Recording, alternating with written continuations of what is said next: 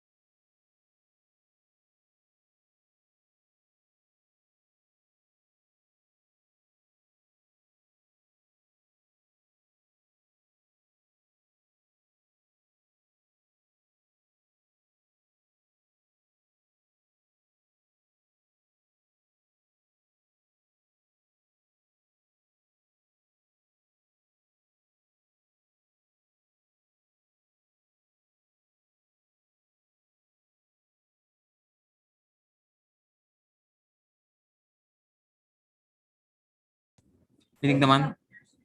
Rinig. Rinig ako? Rinig ako? Ba't wala akong narinig sa'yo? Ay, naka-ano ka?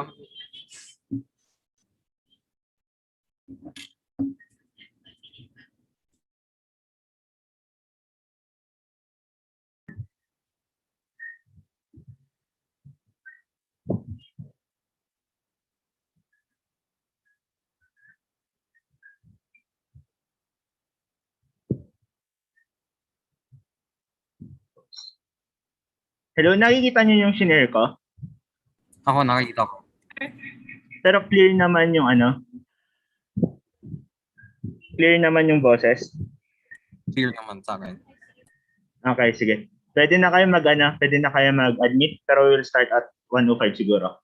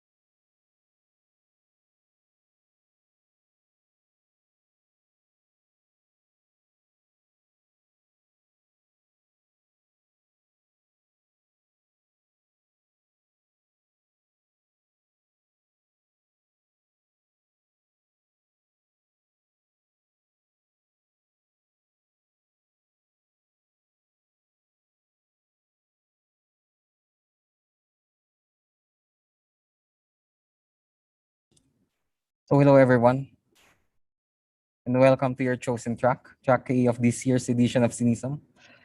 Before we proceed with the lecture, I will just read some etiquette rules for the participants. So for all attendees, please observe the following etiquette rules. So first, please turn off your microphone and webcam during the talk or lecture. Second, you may post your questions in the chat box, whether it's YouTube or Zoom. Also, alternatively, you may use the raise your hand feature. You may use the raise your hand feature or reaction, and I will call your name so you can ask your question. Third, towards the end of the last presenter scheduled for the day, the link for the evaluation form will be posted. Lastly, certificates will be awarded to attendees who attended at least 75% of the talks in these workshops. So there are 7 lectures. So 75% of that is about 5 weeks. Yeah.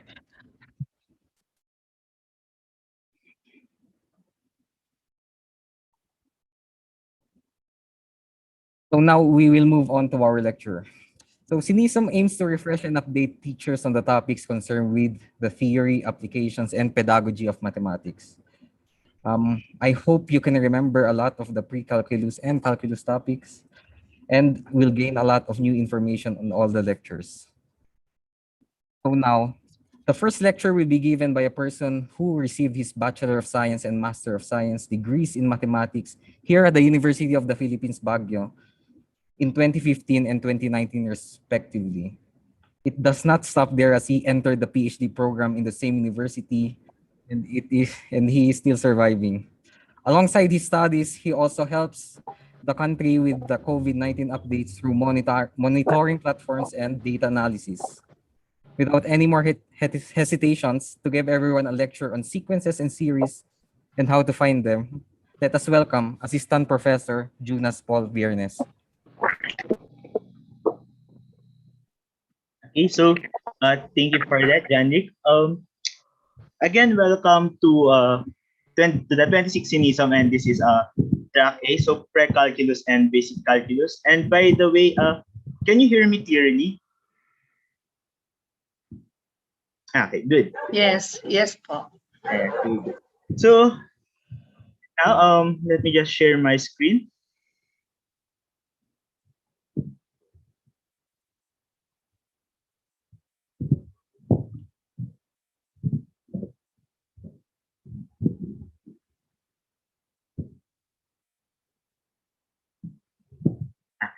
So for today, for the first lecture under this track, I'll be discussing about the sequences and series. And I know that most of you have already an idea on what are these topics, no? But we'll just try to explore more about these concepts in mathematics.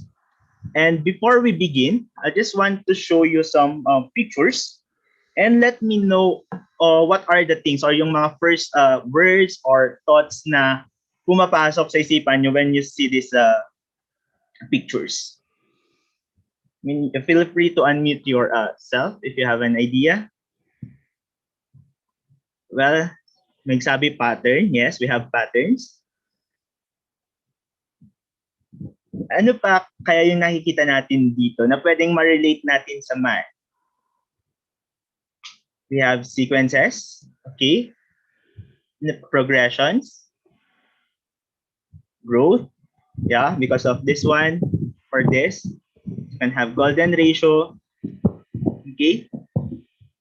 Any more? Yeah, well, all these answers are actually correct, no? Because later on, for example, if you are looking at this squares here, the figure on this part, actually you can see a lot of concepts in mathematics. You can have maybe your progression or series or sequences. And well, kapag tama yung pagkakadistribute ng mga squares natin, we can also have the golden ratio. Also with the plans here, okay, you can also have here more or less a sequence of the growth of the plants and so on. And then dito later, maybe we can, what? We can relate yung geometric progression natin or geometric sequence natin and many more. Okay? So with that, let us try to guess what is next on this pattern. Oops, sorry. Okay. So let us try to guess what is next. We have here the pattern 1, 1, 2, 3, 5, 8. So ano kaya yung mga next na sequences natin or mga next na numbers in this pattern?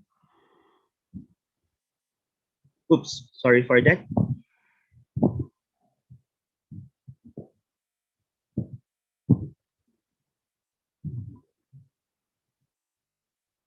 Okay, so we have here on the chats, we have 13, 21, 34. So let us see. Yes, we have 13 and then we have 21 and then we have 34. And actually, this is a familiar pattern, right? Anong pattern to? I mean, can you recognize this pattern? This is actually Fibonacci. familiar. We have actually your Fibonacci sequence or your Fibonacci number. Wherein in this sequence, what you just need to do is you just need to get the a sub n or the a sub n term in the Fibonacci sequence. You just need to add the two previous terms. Okay, so that is actually your Fibonacci sequence. Okay, another one. We have this. How about this one? We have -9, -2, 5, 12. What are the next numbers in this pattern? Is it 19? Yeah, we have 19 and then 26 and then the next one is 30. So how do we get these numbers? Paano natin nalaman na we have here 19 and then 26 and then 33? We just need to add 7, okay? If you can if you notice here, from -9 to -2, we just need to add a +7, and then 2 to 5, we just add 7, and so on. And actually, this is also a familiar, okay, a familiar pattern. And we call this pattern as what? You have your arithmetic. Yeah, this is actually your arithmetic sequence. Okay. Next. How about this one? 1, 3, 6, 10, 15. What are the next 3 numbers in this pattern?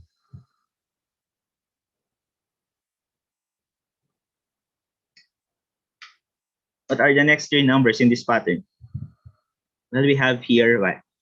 21, 28, and then 36. Again, ano yung pattern na sinusundan natin dito? Kasi unlike yung previous example natin, there is a common difference, which is actually we're just adding 7. Dito naman, ano yung nangyayari dito sa sequence na to?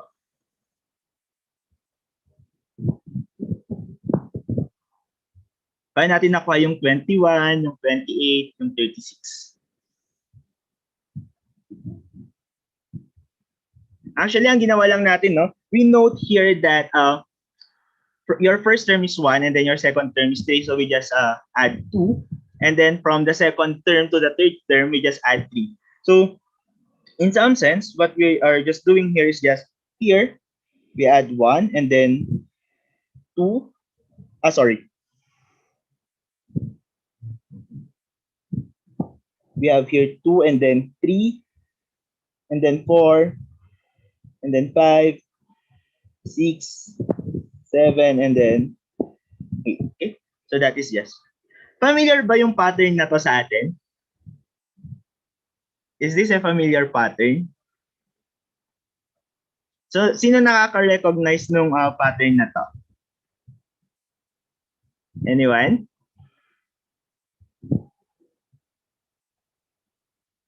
Well, you can use quadratic. Pero meron yung mas familiar na term dito. Can have counting numbers. Okay? Yeah, they are counting numbers. So, yeah. Okay, so maraming nag-guess it's actually a quadratic. Well, yeah, you can have a function that you can illustrate a quadratic function using this numbers, pero later bibigyan natin siya ng name. Okay? But for now, ihang muna natin yung pangalan na yan. And then the next one, we have here 1/3, negative 1/6, 1/12, negative 1/24. What are the next three terms of this pattern?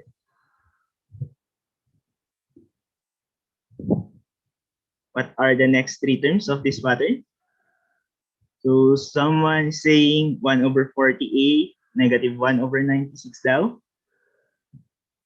Okay, so let us see.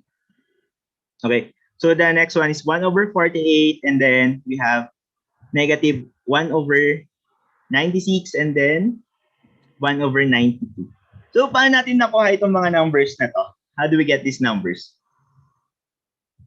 It is actually a geometric sequence with a common ratio of negative 1/2. Okay, so when we are dealing with these sequences, when we have patterns like this, ano usually yung mga questions that we want to answer or yung mga concepts no na pumapasok sa utak natin when we see these numbers? Pag nakikita natin yung yung 1, 3, 6, 10, 15 or 1/3, negative 1/6, 1/12, negative 1/24. Ano usually yung mga questions na na-formulate natin? Or ano yung mga goal natin if we see this kind of patterns? Okay, so someone saying on the chat na finding the enter. Yes, the general formula for the enter. That is usually yung common question natin. Ano pa? What is the implied rule? Yes. Okay. So, ano pa? Ano pa yung mga gusto nating malaman when we have this kind of patterns? We also want to know later if we have, for example, these first n terms, how to get yung sum nila if the sum exists. Tama? Kasi mamaya, what if we have an infinite? Nag-exist pa rin ba kaya yung sum? Or kapag yung first n terms lang, what is the sum? Okay? So yun yung mga questions that we will try to answer in this session. No? If we have a pattern, what is the sum? Is there a general formula for the n term? Is there a general formula for the sum? Or we just need to do it ng mano-mano? Okay? So before we go to that, we have here a definition of a sequence. Okay, so a sequence is a function whose domain is the set of positive numbers, and each number in the range is called a term of the sequence. So yung mga sequences pala natin is we can write it as a function. So here, if we have the function f, okay, which will denote as our sequence, the function of our sequence, and the domain is the set of positive numbers denoted by this symbol, okay? So when we say a set of positive numbers, we are considering here the set of 1, 2, 3, and so on. And this is actually mapped to a certain range R. So yung R could be the set of real numbers, could be just the set of natural numbers, or could just be the set of integers, depende on how we define later our function f. But the idea here is, if you have here, of course, the mapping f, okay, you have here a mapping f. So you have here the entries 1, 2, 3, and yung R mo, okay, here are the terms of the sequence. So we have here A1, A2, A3. So in some sense, if we have f of 1, so f of 1 here can be mapped to your first term, and that is your a sub 1. And then your f of 2 can be mapped to a sub 2, that is your second term. So f2 is just equal to a sub 2. And then next one is a3. So f of 3 is just equal to a sub 3, and so on. Okay? So marami pa dyan. So that is just the idea of a sequence. So In this session, we'll consider the domain as the set of positive numbers. Okay, so f of 1 will be mapped to the first term, f of 2 will be mapped to the second term, and then so on. So just to have a visualization what the sequence is.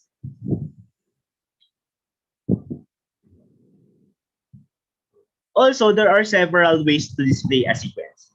Yung nakita natin kanina, yung mga present natin kanina are actually one of the ways on how to present or display a sequence. And the first one is write out the first few terms and try to see what is the pattern. Okay? So for example, yung mga previous na dinisplay natin or present natin na sequences ay you can add the previous two terms or you just need to add a common difference or multiply a common number or a constant number. And there are also sequences that nagva-vary yung ina-add natin per term. Okay? The next one is give a formula for the general term. And this is actually our goal, to find a general formula for a given term. Kasi, for example, yung mga present natin kanina, madali lang kunin yung mga first few terms kasi nasa A sub 6 or A sub 7 pa lang tayo. However, what if you want to know the A sub 100? So, hindi naman tayo magmamano-mano na mag-add ng constant term or i-add yung mga previous two terms. Medyo tedious yun na gawin. Okay? And lastly, yung mga sequences natin can be written also as a recurrence relations. Okay? So our first sequence is what we call your arithmetic sequence, and this is very familiar to all of us. So in this sequence, we have the terms of the form A plus D, A plus 2D, and then A plus 3D, and so on. So here, your A is the first term, and then D is what we call your common difference. In the definition, it states that to obtain the current term, you just need to add D to the previous term. Pero, again, kung yun yung gagawin natin sa lahat, so mahirapan tayong hanapin yung mga A sub 100, A sub 200, and so on. With that, we have here a general formula for your arithmetic sequence. So if you want to find the nth term and you know the first term and the common difference, you just need to have this formula. Okay? So, okay, let us try to do this one.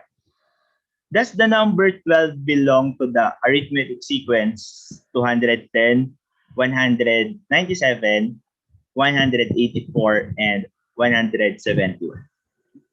So sa tingin niyo po, belong ba yung 12 sa arithmetic sequence na to?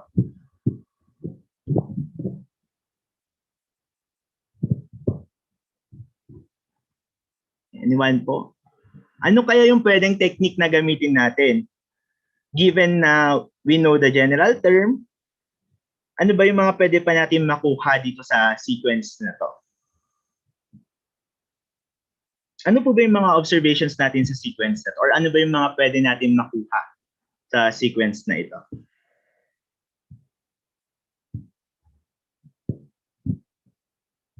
Actually, we know what?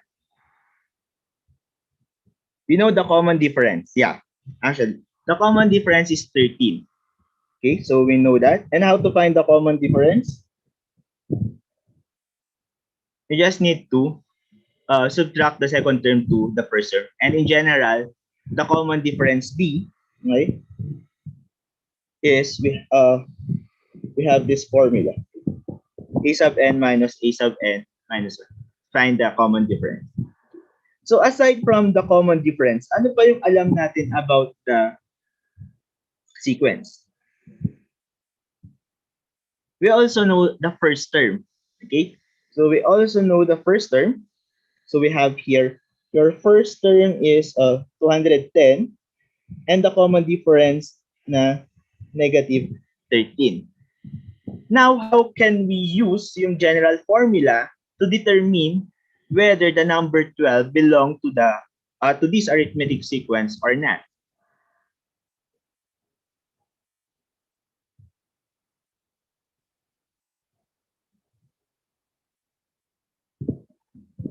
Okay.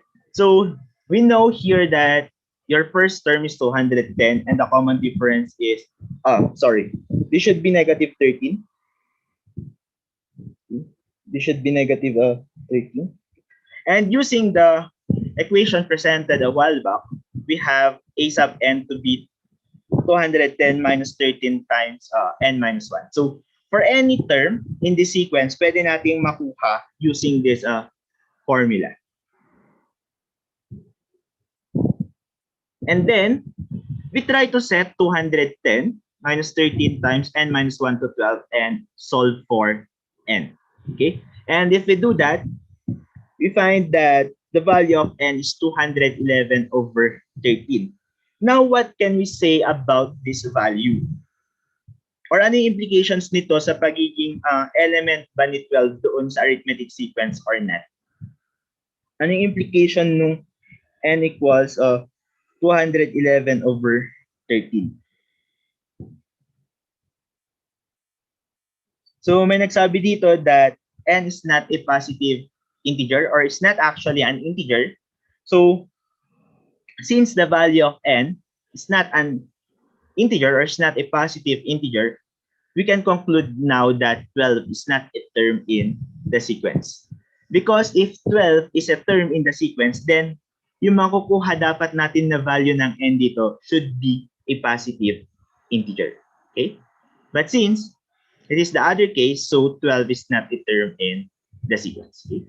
So, mas madali yung process na to kaysa mag-minus tayo ng negative 13 sa every term, di ba? So, maybe it will take us more or less 3 to 5 minutes kung ganun yung gagawin natin. So, the next sequence here is we have your geometric sequence. Okay? And it has the form a to the r plus ar squared then ar cubed. So, in which is term is obtained from the preceding one by multiplying a constant called the common ratio. And we saw this a while back. Okay? So, if you want to get the next terms, so mag-multiply ka lang ng r sa mga previous terms. However, we have here a general formula wherein if you want to find the nth term, just need to have a raised to a times r raised to n minus 1. Let us try this example. If the first element of a geometric sequence is 1 over 8, and the 8th element is negative 16, what is the 6th element? So, recall that the general formula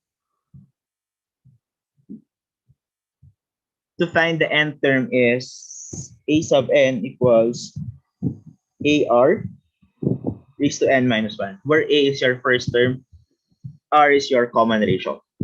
Now, if we want to find a sub 6, okay, we need to find, or we can't use, as of the moment, we can't use yung formula na ito. Kasi what is missing if you will use this formula? Okay, we have your first term, which is 1 over 8. And then this is just 6 minus 1, so that is 5. So ano yung nawawala? Hindi na pa natin alam si r. So that is yung first na problem natin. What should be the value of r para magamit natin yung equation na ito? So wala yung common ratio, pero we have another information that is, sabi, the 8th element, okay, sorry, dapat may h yan, is negative 16. So we can use this information to find the common ratio of this geometric sequence with first term 1 over 8.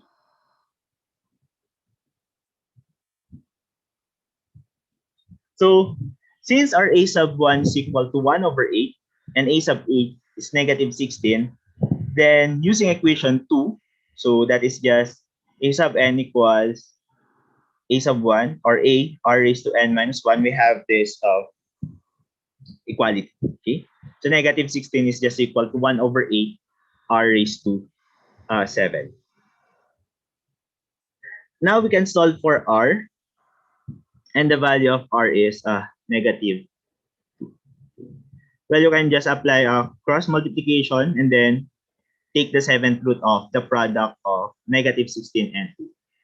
Or the another way to solve this one is, you know that 16 or negative 16 can be written as a base of 2. Ganun din yung kay 8. Okay. So now, since we know the common ratio, which is negative 2, then we can use the general formula for the nth term of the sequence.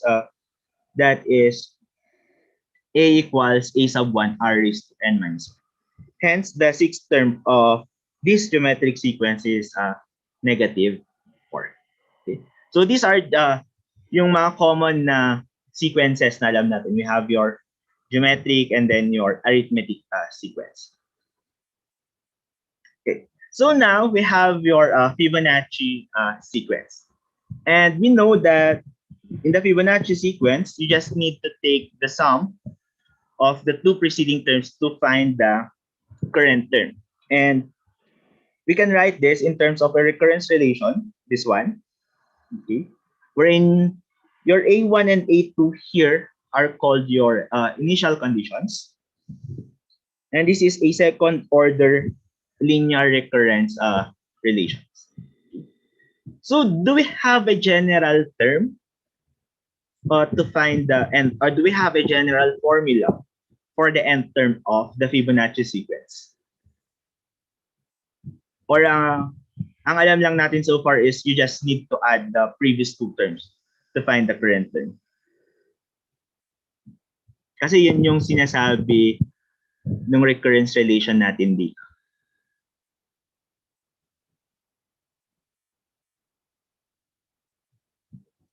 Any idea kung do we have a general formula? 1 over square root of 5 multiplied by... Yeah, almost there. Okay. Actually, the general formula for the nth Fibonacci number is given by this one. Okay. So, dito, I mean, you can find this formula if you have, if you compute this recurrence relation. Okay. Well, the idea of computing this recurrence relation is just you need to let a sub n to be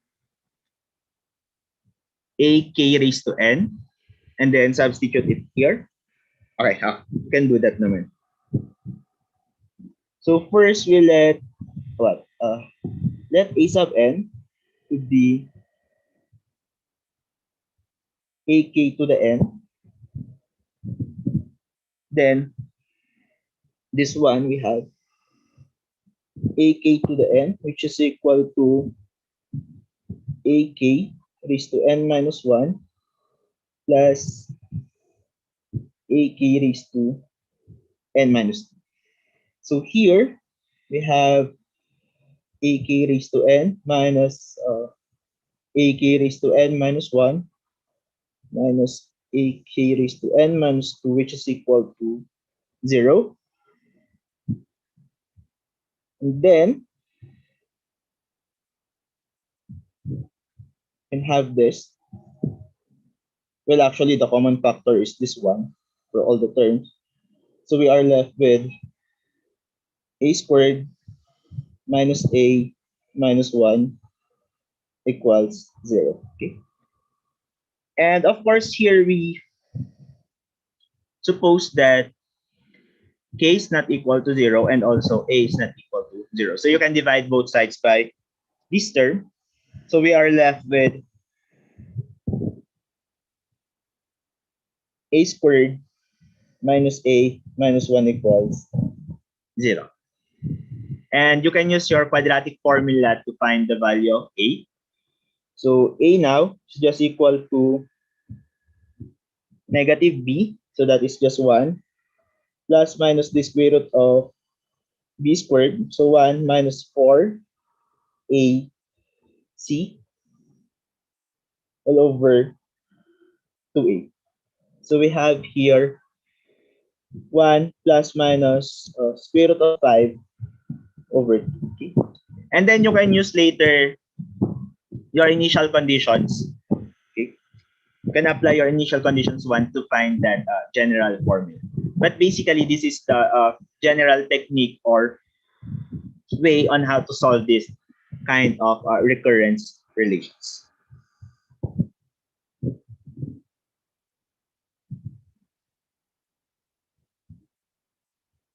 But of course, your 1 plus square root 5 over 2 is what we call your golden ratio. Before we proceed to this, check lang muna natin sa first few terms kung totoo. So, if n equals 1, let us just verify. So, if n equals 1, so your a sub 1 would be 1 over square root of 5 times, okay, this is just 1 plus square root of 5 over 2 minus 1 minus square root of 5 over 2. This is just 1 over square root of 5. And then we have here 1 plus square root of 5 minus 1 plus square root of 5 over 2. So, sorry, this should be square root of 5. So, magka-cancel yung 1 and 1 natin. So, we are left with 2 square root of 5 all over 2 square root of 5, which is just equal to 1. So, that is just the first term of your Fibonacci sequence or Fibonacci number. Okay. You can also compute for n sub 2, can verify for that, and then a sub 3 and so on.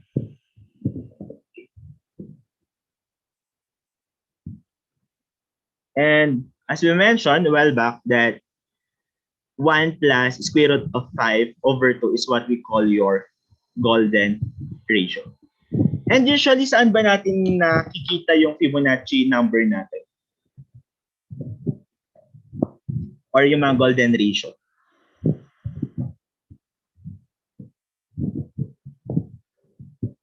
Actually, you can, well, the most famous illustration of golden ratio is the painting of Mona Lisa. Okay? And nag-exist din yung golden ratio sa mga structures or sa mga buildings natin. So we have this one. And maski sa nature. Okay? Actually, there are a lot of flowers na merong ganito na property. Okay? Or they possess this golden ratio na property. And aside from that, aside from the arts, buildings or structures and nature, yung Fibonacci numbers natin ay pwede rin natin makita siya sa music. We can also relate that to music. And just to illustrate, I'll just share this one. Nakikita niyo na ba yung shinare ko? Yes po. Okay. Then let us try to play. I hope maririnig niyo rin siya. The Fibonacci sequence is a series of numbers where each number is the sum of those two numbers. The numbers in the sequence have extraordinary mathematical properties and can be found in patterns all throughout nature. So I decided to study the sound of these numbers. To create the melody, I assigned the numbers 1 through 8 to the E major scale on the keyboard, adding 0 and 9 at each side with the natural extension of the scale. I played the resulting melody with my right hand and added harmonies with my left hand. Now, the first number of the Fibonacci sequence is 0, but 0 added to itself just equals 0 forever. That, as you will hear, in order to start the sequence, you need to add 1.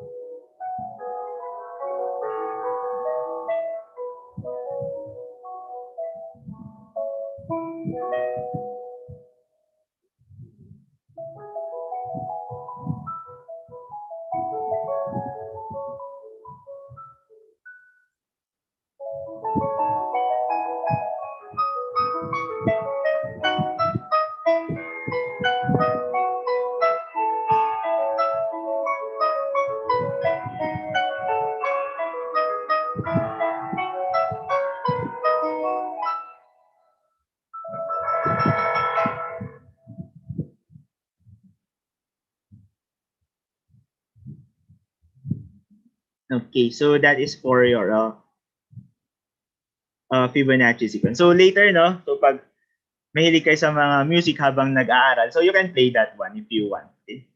Or, yeah. Or you can ask your students later on na try to relate your Fibonacci sequence to some other concepts. And actually, there are also, kung di ako nagkakamali, may mga tula rin na nakapattern sa Fibonacci sequence. So, ayan, let us go back to this one. So now we are able to have a general term for your arithmetic sequence, geometric sequence, and then your Fibonacci sequence.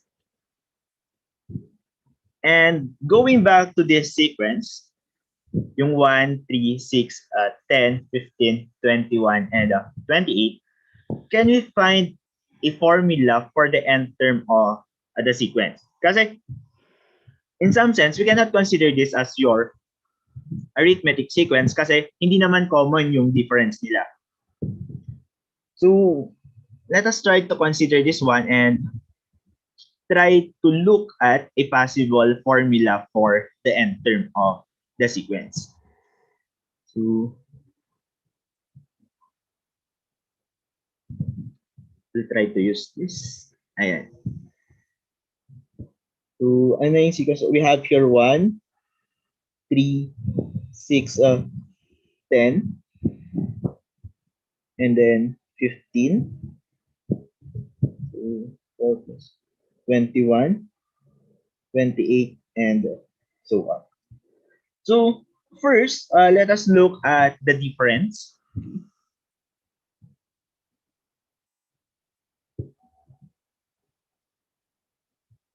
So here, we have 2, and then we have 3, then we have 4, then we have 5, then 6, and then 7. So this is what you call yung first difference.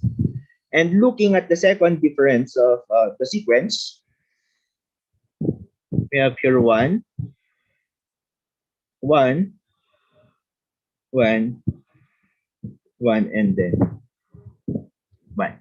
Okay? So, pagdating sa second difference, equal na yung nakukuha natin na result. And if this is the case, we have a theorem na we can have a function.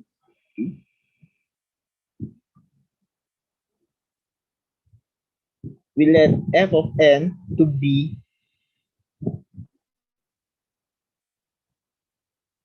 this function. And we need to solve here for a, b, and c. So, take note kanina na sinabi natin that a sequence is actually a function. So, we can have a one-to-one correspondence with these terms. So, we can choose, sorry.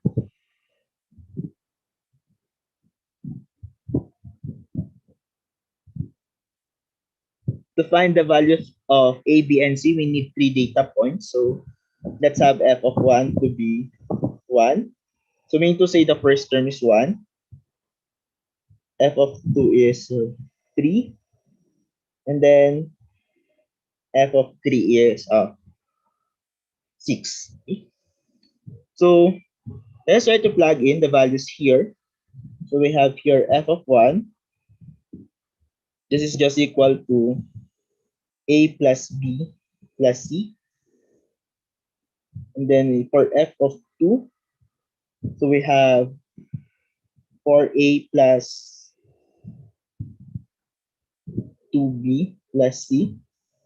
Okay. Then for f of 3, we have 9a plus 3b plus c, which is equal to 6. Okay. So let us denote this as equation 1, equation 2, and equation. So our next goal is just to solve the values of a, b, and c. So first, let us consider equations 2 and 1. So we have here 4a plus 2b plus c, which is equal to 3, and a plus b plus c, which is equal to 1. And we just need to take the difference because we want to eliminate our variable c. So we have here 3a plus b, which is just equal to 2. Okay. So let us call this as your equation 4. On the other hand, let's try also to consider equations 3 and 2.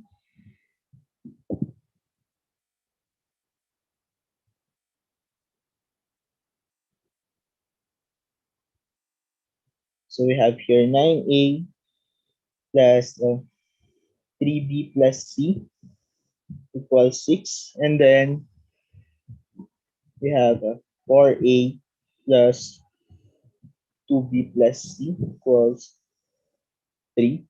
Again, we proceed with subtraction. So we have here 5a plus b, which is equal to 3. And we have now your equation 5. Okay? So yung problem of three variables ay na lang natin into problem of solving systems of equations with two variables. Okay? So we have 3a plus b equals 2 and 5a plus b equals 3. So I'll just write it here. 3a plus b equals 2. This is our equation 4. And 5a plus b equals 6. This is our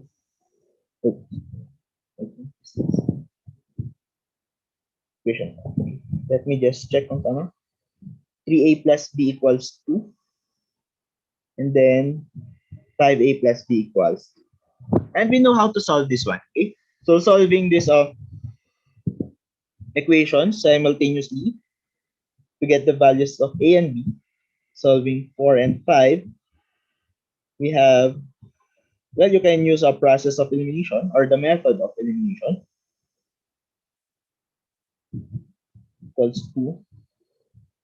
We have actually here 2a is just equal to 1. So a is equal to 1 half. Okay? So if a is equal to 1 half, we can use either equations 4 or 5 to find the value of b. So let us just use equation 4. So b here is just equal to 2 minus 3 times 1 half. So we have here what? What is 2 minus 3 halves? This is also 1 half. Tama? And then you can use yung equation 1. Just to recall, yung equation 1 natin kanina is just a plus b plus c equals 1. Okay? So we know the value of a to be 1 half and the value of b is to be 1 half. So for this equality to hold, the value of c should be equal to 0. Okay? So now we have the values of a, b, and c. So going back doon sa function kanina, your f of n now is just equal to 1 half n squared plus 1 half n, of course, plus 0. Okay? Just we don't need to write it. So you can have here 1 half of n squared plus n. Thus, the general term or the nth term, the formula for the nth term of that sequence is actually this one. So, balikan nga natin yun. Oops, sorry. We have this. Okay? So, try natin yung formula natin if it works. So, a sub n is just equal to 1 half ng n squared plus n. Okay? So, 1, 2, 3. Let us try for a sub 3. For a sub 3, we have here 1 half 9 plus 3. So, that is just 12, so 6. So, you can use this formula to find the nth term of this sequence.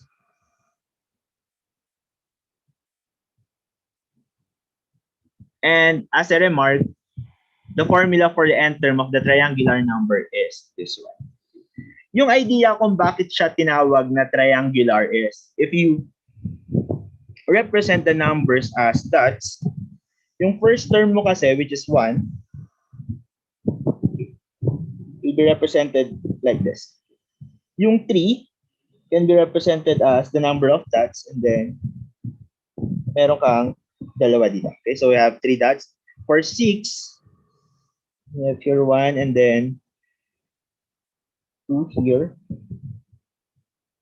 And then 1, 2, 3. So for the fourth term,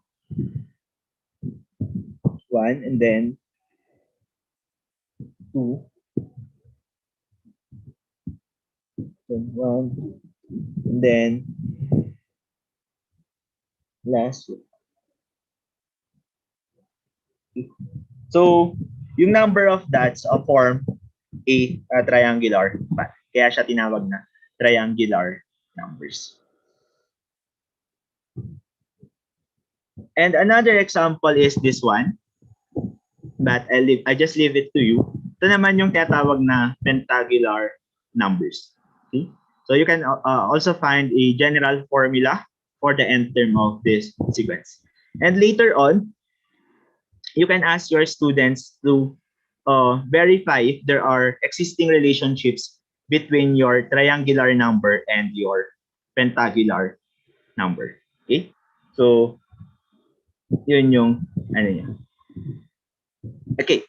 Now, na-solve na natin yung isa sa mga questions na pinost natin kanina, which is actually finding the general formula for the nth term of the sequence. Now, the next question is how to find the sum of these sequences. Okay? So, we are familiar, of course, with your arithmetic series, and it is the indicated sum of an arithmetic sequence. So here, if you have A1, A sub 2, up to A sub n, then, and S sub n denotes this sum, then a general formula for the sum is given by this. Pero paano nga ba nakuha ito? Okay. So, let us try kung paano siya nakuha.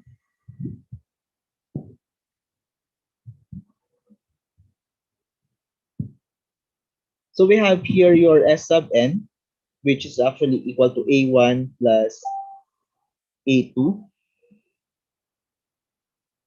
And then we have your A sub n minus 1 plus A sub n. Okay. So our goal here is to arrive at the formula presented a while back. So we can write siguro muna yung A2 natin. Note that our A sub 2, okay, using your arithmetic sequence, paano natin susulat si A sub 2?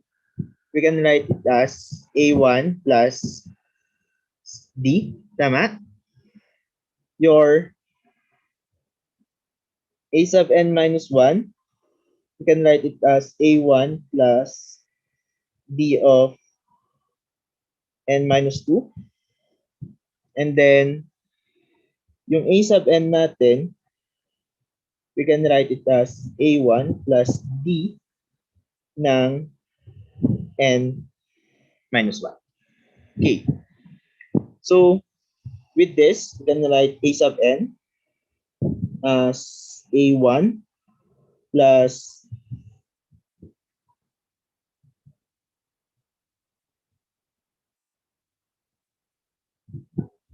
A1 plus D and so on. And then your A sub n minus 1 can be written as A1 plus D of n minus 2. And then the last term written as A1 plus a D of n minus 1. Okay? So, and at the same time, your S sub n, you just need to rearrange the term. So, ang una ko lang isusulat ay yung last term. So, we have here a1 plus d of n minus 1 plus a1 plus d of n minus 2 plus what is that? And then we have here a1 plus d plus a1. And we just need to take the sum, okay? So if you take the sum of these two, so we have here 2 of s sub s sub n rather, and then we just need to take the sum term by term. So we have here what? a1 plus d times n plus 1. So we have here 2a1 plus d times n minus 1. Okay, so that is your first term, the sum of the first term, plus yung susunod. Ito, a1 plus d plus this. So we have 2a1 plus, so you have here d of n minus 2 plus d. So you have d of n minus 1. Okay.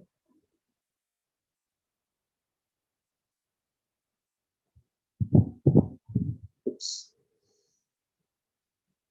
And so on, plus yung last term natin. Yung last term natin is just a1 plus a1, so that is 2a1 plus d of n minus 1. Okay. So as you can see, we have 2a1 plus d of n minus 1 as the sum of all the terms. Now, ilang copies of 2a1 plus d minus 1 lahat yung meron tayo? So we have actually n copies, tama? We have n copies of 2a1 plus d of n minus 1. So this is just 2 of Sn. So if you divide both sides by 2, this just implies that we have S sub n to be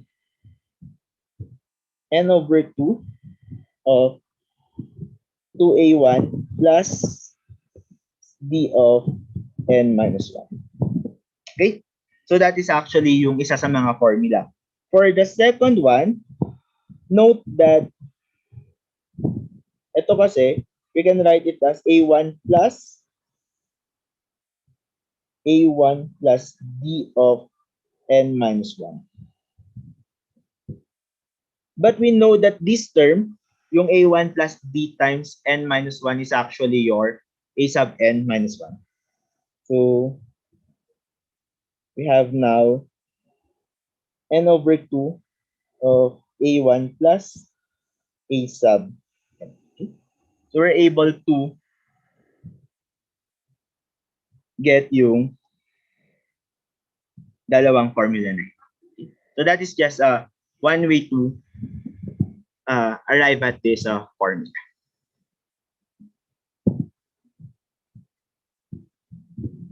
Another one is this.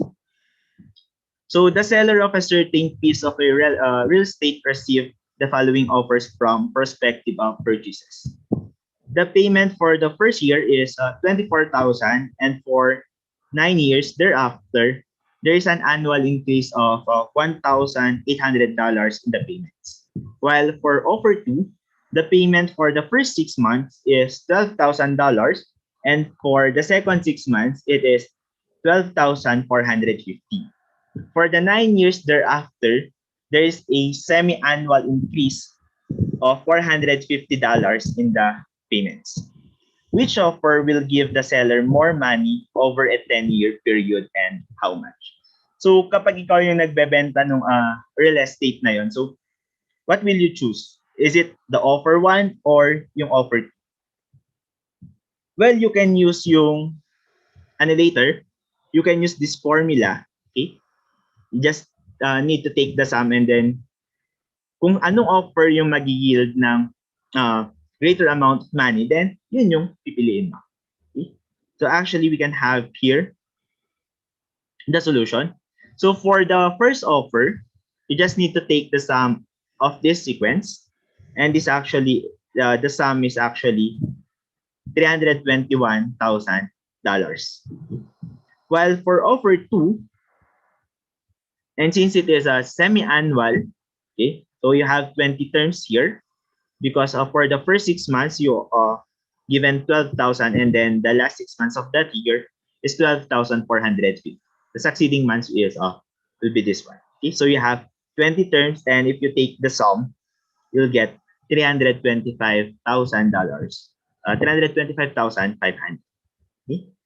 And of course, you need to choose yung offer 2 over yung offer 1. So that is this is just one of the applications of your arithmetic series. For the second one, we have your geometric series.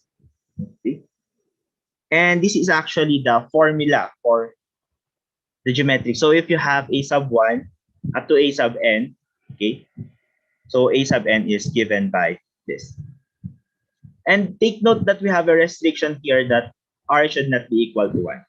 Because if r is equal to 1, we'll have here a 0 as your denominator.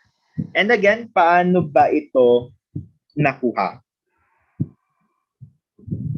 Well, if you have the terms, okay, we have a sub 1 plus a sub 2. I'm sorry. Gamitin ko na lang yung ginamit niya doon. So, a plus ar plus ar squared and so on until sub r raised to n. Tama ba yun yung ginamit mo? Yeah. A sub 1, a sub 2, a sub n.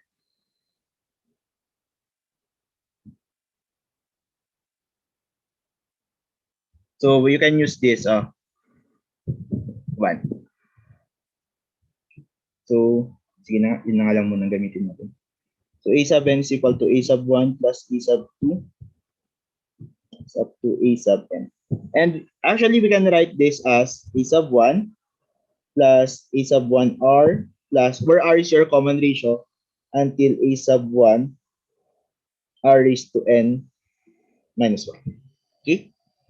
So, ano kayang pwede nating gawin dito to find yung general na formula, wherein yung general formula natin ay a minus 1 minus r to the n all over 1 minus r.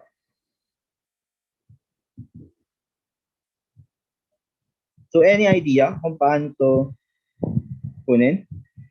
Yung goal natin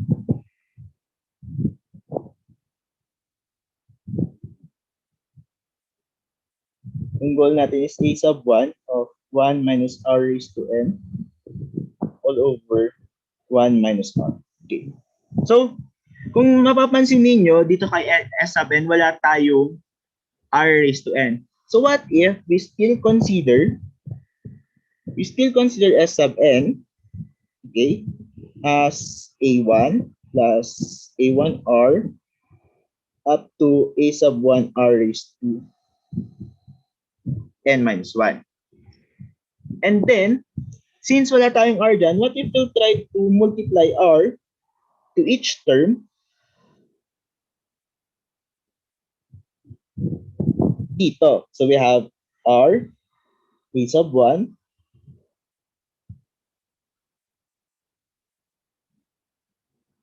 a sub 1r plus a sub 2r squared plus that plus a sub 1r raised to n. Okay? And then, let us consider the following.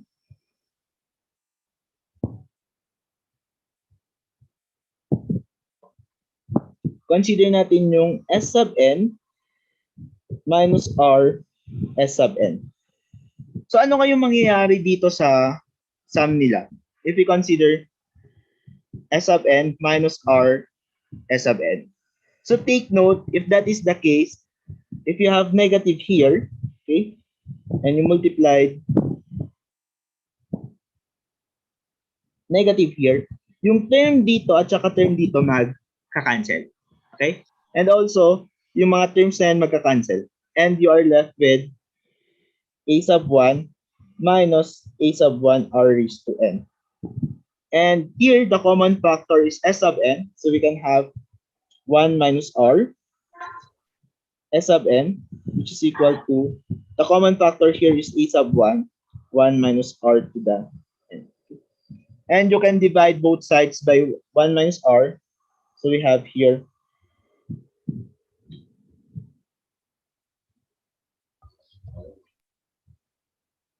s sub n is equal to a sub 1 of 1 minus r raised to n all over 1 minus r. Okay? So this is now yung isa sa mga formula doon sa present na. And to find another other formula is you just need to take the definition of a1 r raised to n. So ganun lang naman siya.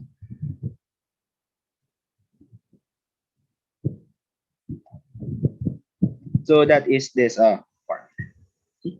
So take note, pag nag-multiply ka dito ng a1r to the n, you can have here write that as a sub n times r. Okay, because your a sub n can be written as a1r raised to n minus 1. Yung extra r, eto siya.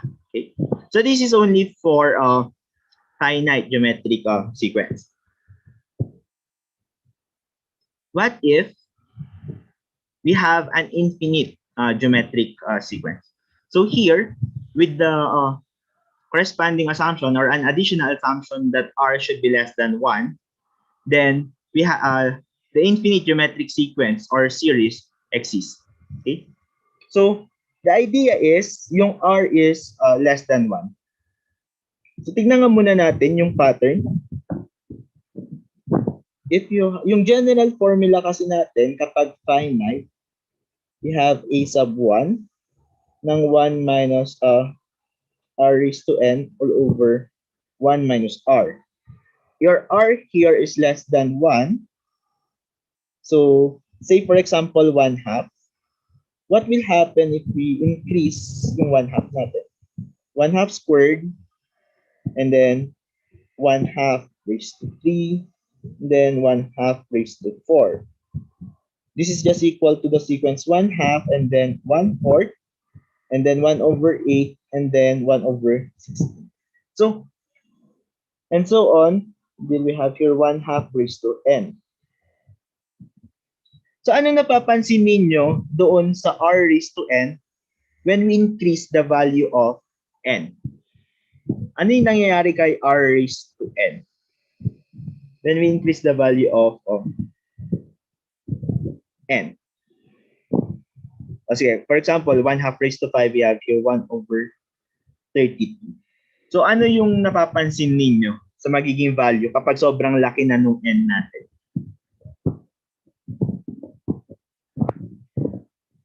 Anyone? I mean, pag nilalakihan na natin yung n natin.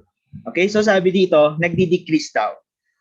Actually, it approaches the value 0. So we have here an idea that if n is, if we increase the value of n, then the value of r to the n approaches 0. So if that is the case,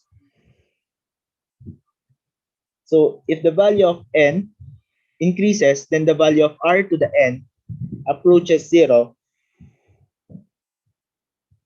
Ano yung mangyayari kay 1 minus r to the n?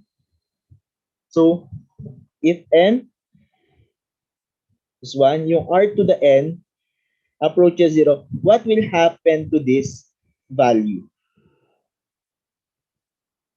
What will happen to the value of 1 minus r to the n? It will approach 1. Okay? So this will approach 1. So the idea here is from the finite of sum, if we increase n, okay, n approaches infinity, your Rn approaches 0, your 1 minus R to the n approaches 1. So this whole thing will approach 1, hence we have this formula. A sub 1 all over 1 minus R. Okay? And take note yung restriction dapat natin that R is less than, the absolute value of R should be less than 1.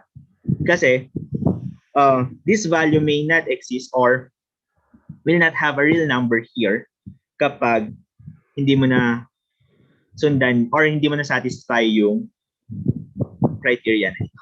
Okay? So that is a very important for the infinite geometric series. The absolute value of R or your common ratio should be less than 1.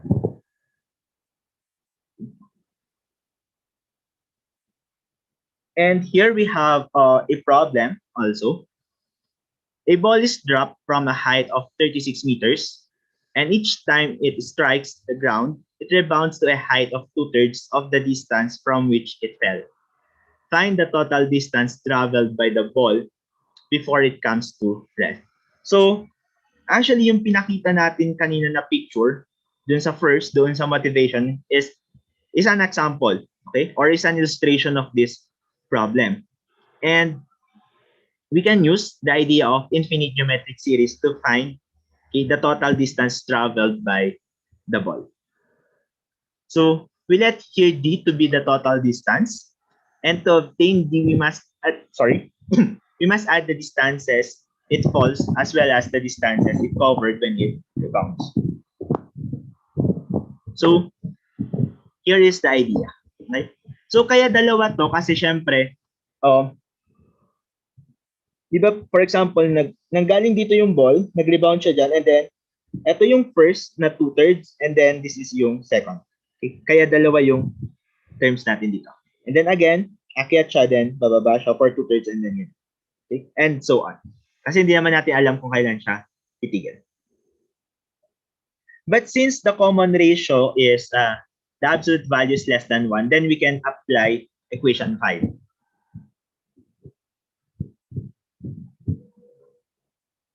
Okay, so the series in the brackets is actually an infinite geometric series with your first term, this one, and the common ratio, 2/3.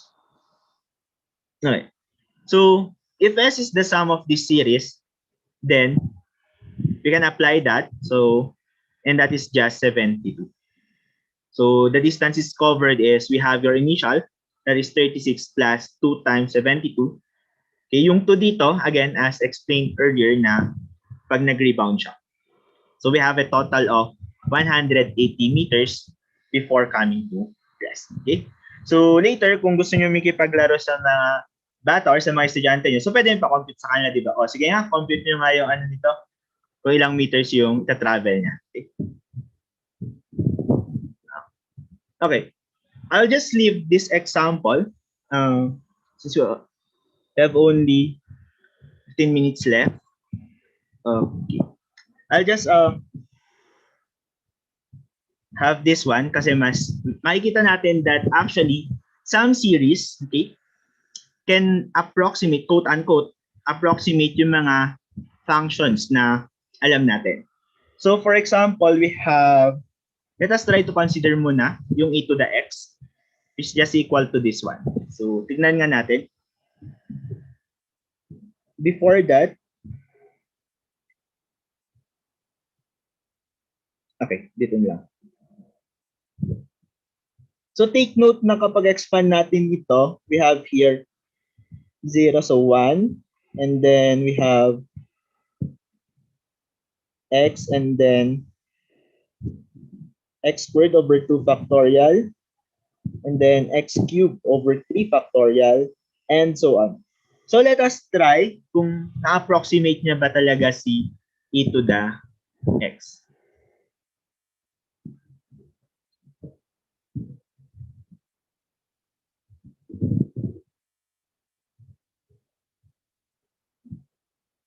Okay. So, nakikita niyo po ba yung shinare ko ulit na graphing tool? Yes po. Okay, good. Yeah. So this is the graph of e to the x, yung green na line. And then, if you have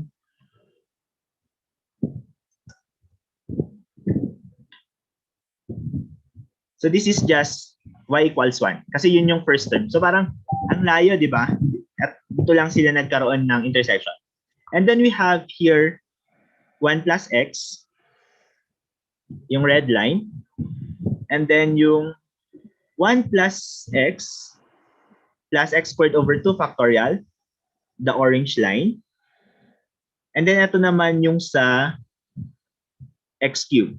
So tanggalin ko lang itong mga previous na nilagay natin. So pagdating sa x cube, in some sense, mas marami na yung common na points sa kanila. And then, if we add here x raised to 4, because the next term is over 4 factorial. Okay, so eto na siya. So compared doon sa previous, mas madami na siyang mas madami ng common sa kanila na points.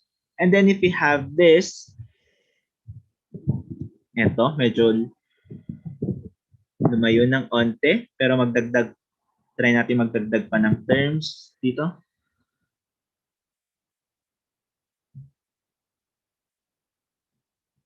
Plus x raised to 6 over 6 factorial. So eto na siya. And then magdagdag pa tayo ng ibang terms.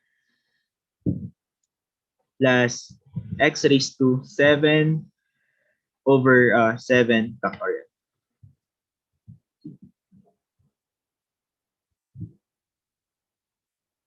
But parang hindi nagbabago.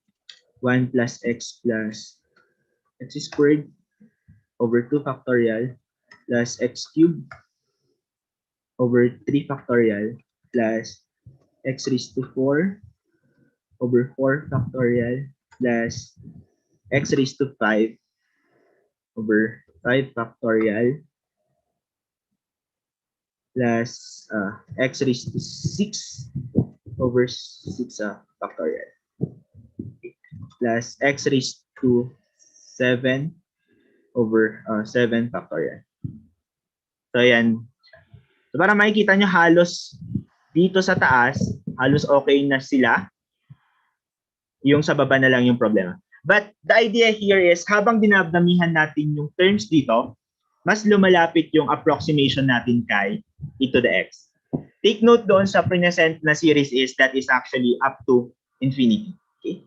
So expect mo siguro na pag x raised to 100 ka na, medyo maganda na yung approximation or x raised to 1,000. So try lang natin yung isa pa. So this one, yung cosine x naman, if we expand this, so your first term would be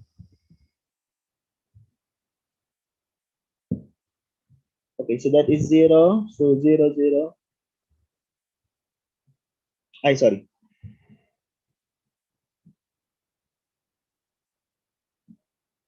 So x raised to 0 is 1.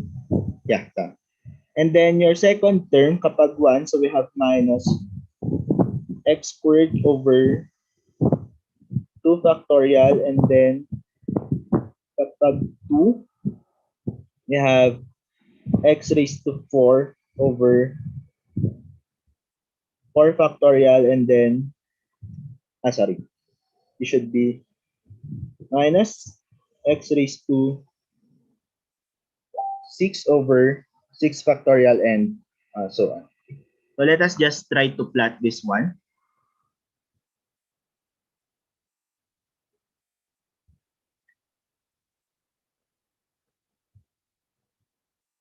So we have here cosine x. So this is the graph for cosine x. So try lang muna natin yung 1, of course.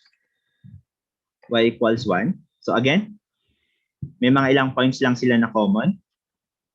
And then let us try 1 minus x squared over 2 factorial. So eto yung line, yun ang kuha na yan. And if we add more, plus x raised to 4 over 4 factorial. So medyo mas marami na yung nakuha. And if you add more terms, so x raised to 6 over 6. Ayan. Yung sa part na to, they are almost the same. Okay? So that is actually the idea of series. And marami pa siyang pwede maging applications. Okay? So you can have different applications of the sequences and series. Okay? So that's it for sequences and series. Thank you. Thank you, Sir Junas, for that wonderful lecture. The floor is now open for your questions. You may post your questions in the chat box, or you may raise your hand virtually and ask it yourself.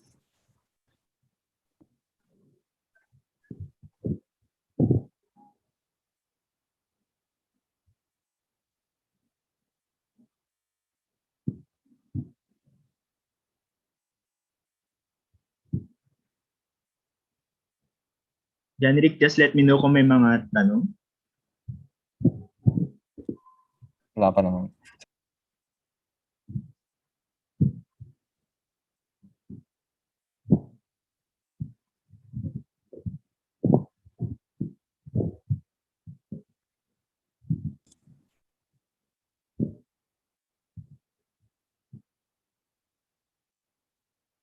Okay. So while waiting for their questions, additional lang with regards to series and sequences. Actually, marami pang ibang concepts about or discussions na pwedeng gawin doon. You can also have your telescoping sums na maganda rin yung mga applications niya. And actually, we applied nga yung telescoping sums kanina pero hindi ko lang binanggit doon sa pagkuha ng geometric series, yung formula for the geometric series. And later, for the next lecture siguro, we can also discuss din yung mga ganun na, yung mga series, okay? On how to prove them, mga ganyan, and so on. And maraming magaganda applications. You can have your applications sa interest rate, mga ganun. Or you can have biological models with regards to mga populations. Pero of course, yung pag mga geometric series or sequences lang yung ginagamit natin, hindi rin ganun kaganda yung approximations na nagagawa natin. Because we know that there are a lot of factors affecting the growth of a certain population. But at least we have an estimate. Okay. I think may questions ata dito from Ian Paul. Do you have more sample questions or resources sa sequences and series po?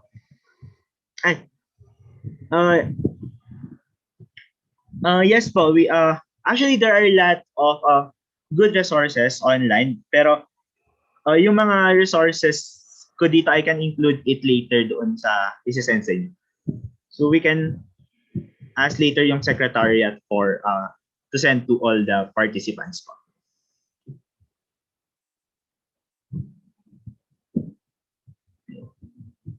So yun.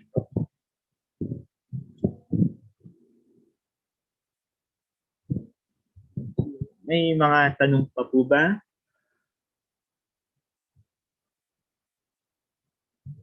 Okay, so before we end, I just want also to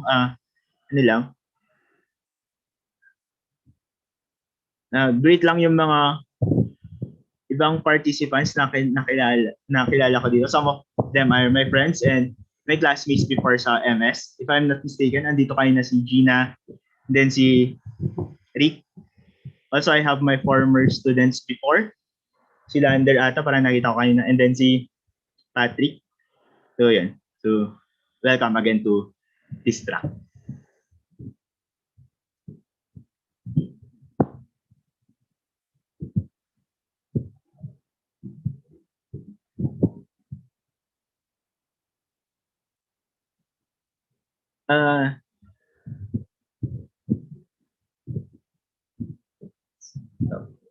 Um,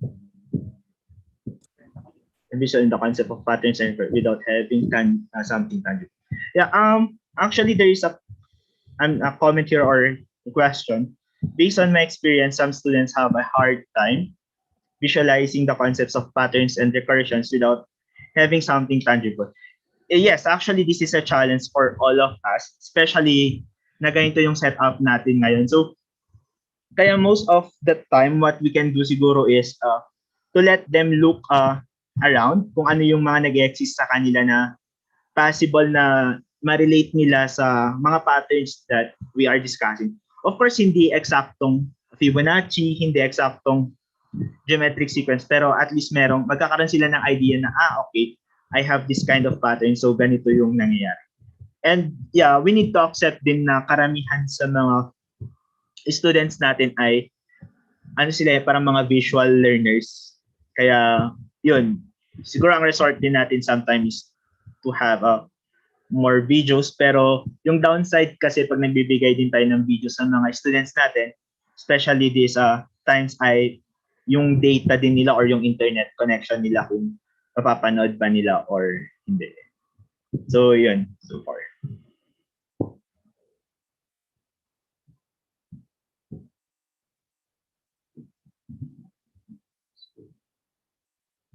So, Janrick?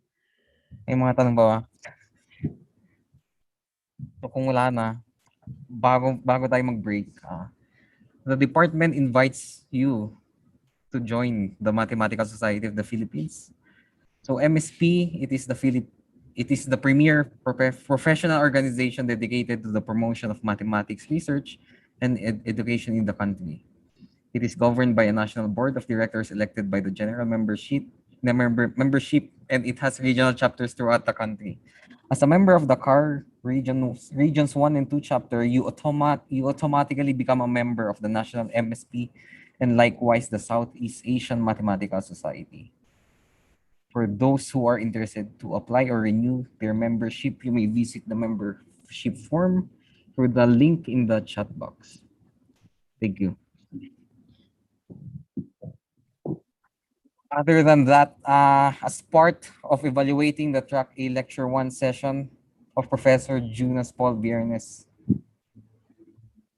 please access the evaluation form through the link in the chat box. Thank you. The evaluation form will serve as your attendance. Please be reminded that to receive a certificate, you must have at least 75% attendance in this 3-day event. Lastly, please make sure that your full name and email address are correct. Your full name will appear on your certificate. So that ends our first lecture for today. And we will have a 15-minute break before we proceed with the next lecture. Thank you.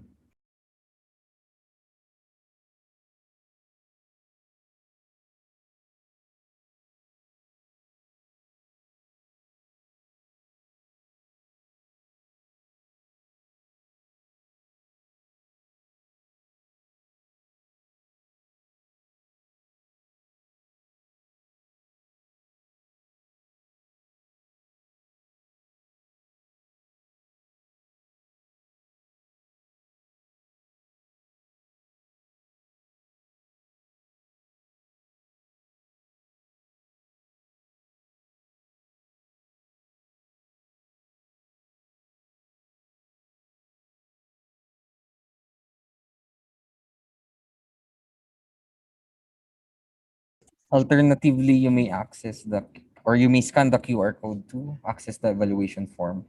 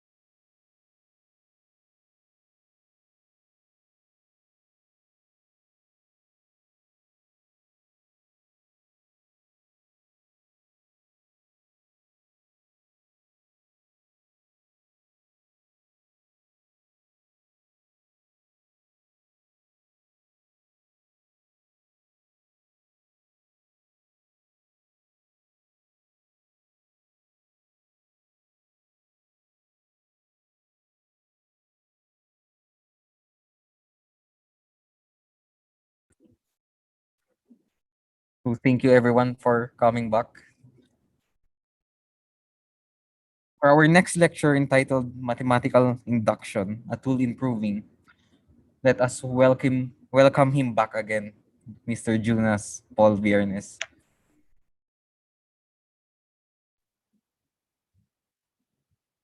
Thank you, January. So let me share. ah, Let me share my screen.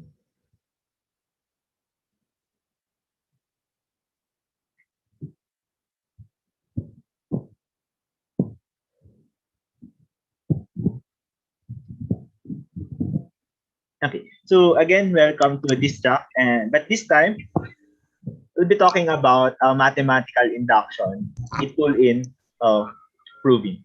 So actually, this concept is related to the series and sequences because there we arrive at certain formula, but this time we need to show that indeed those formula holds for any value of n. Okay, so that is the idea of mathematical induction. So before we start, we just present some definitions. So for m element of z, so by the way, this is the set of integers, and just a recall, your z here is just equal to -2, -1, 0,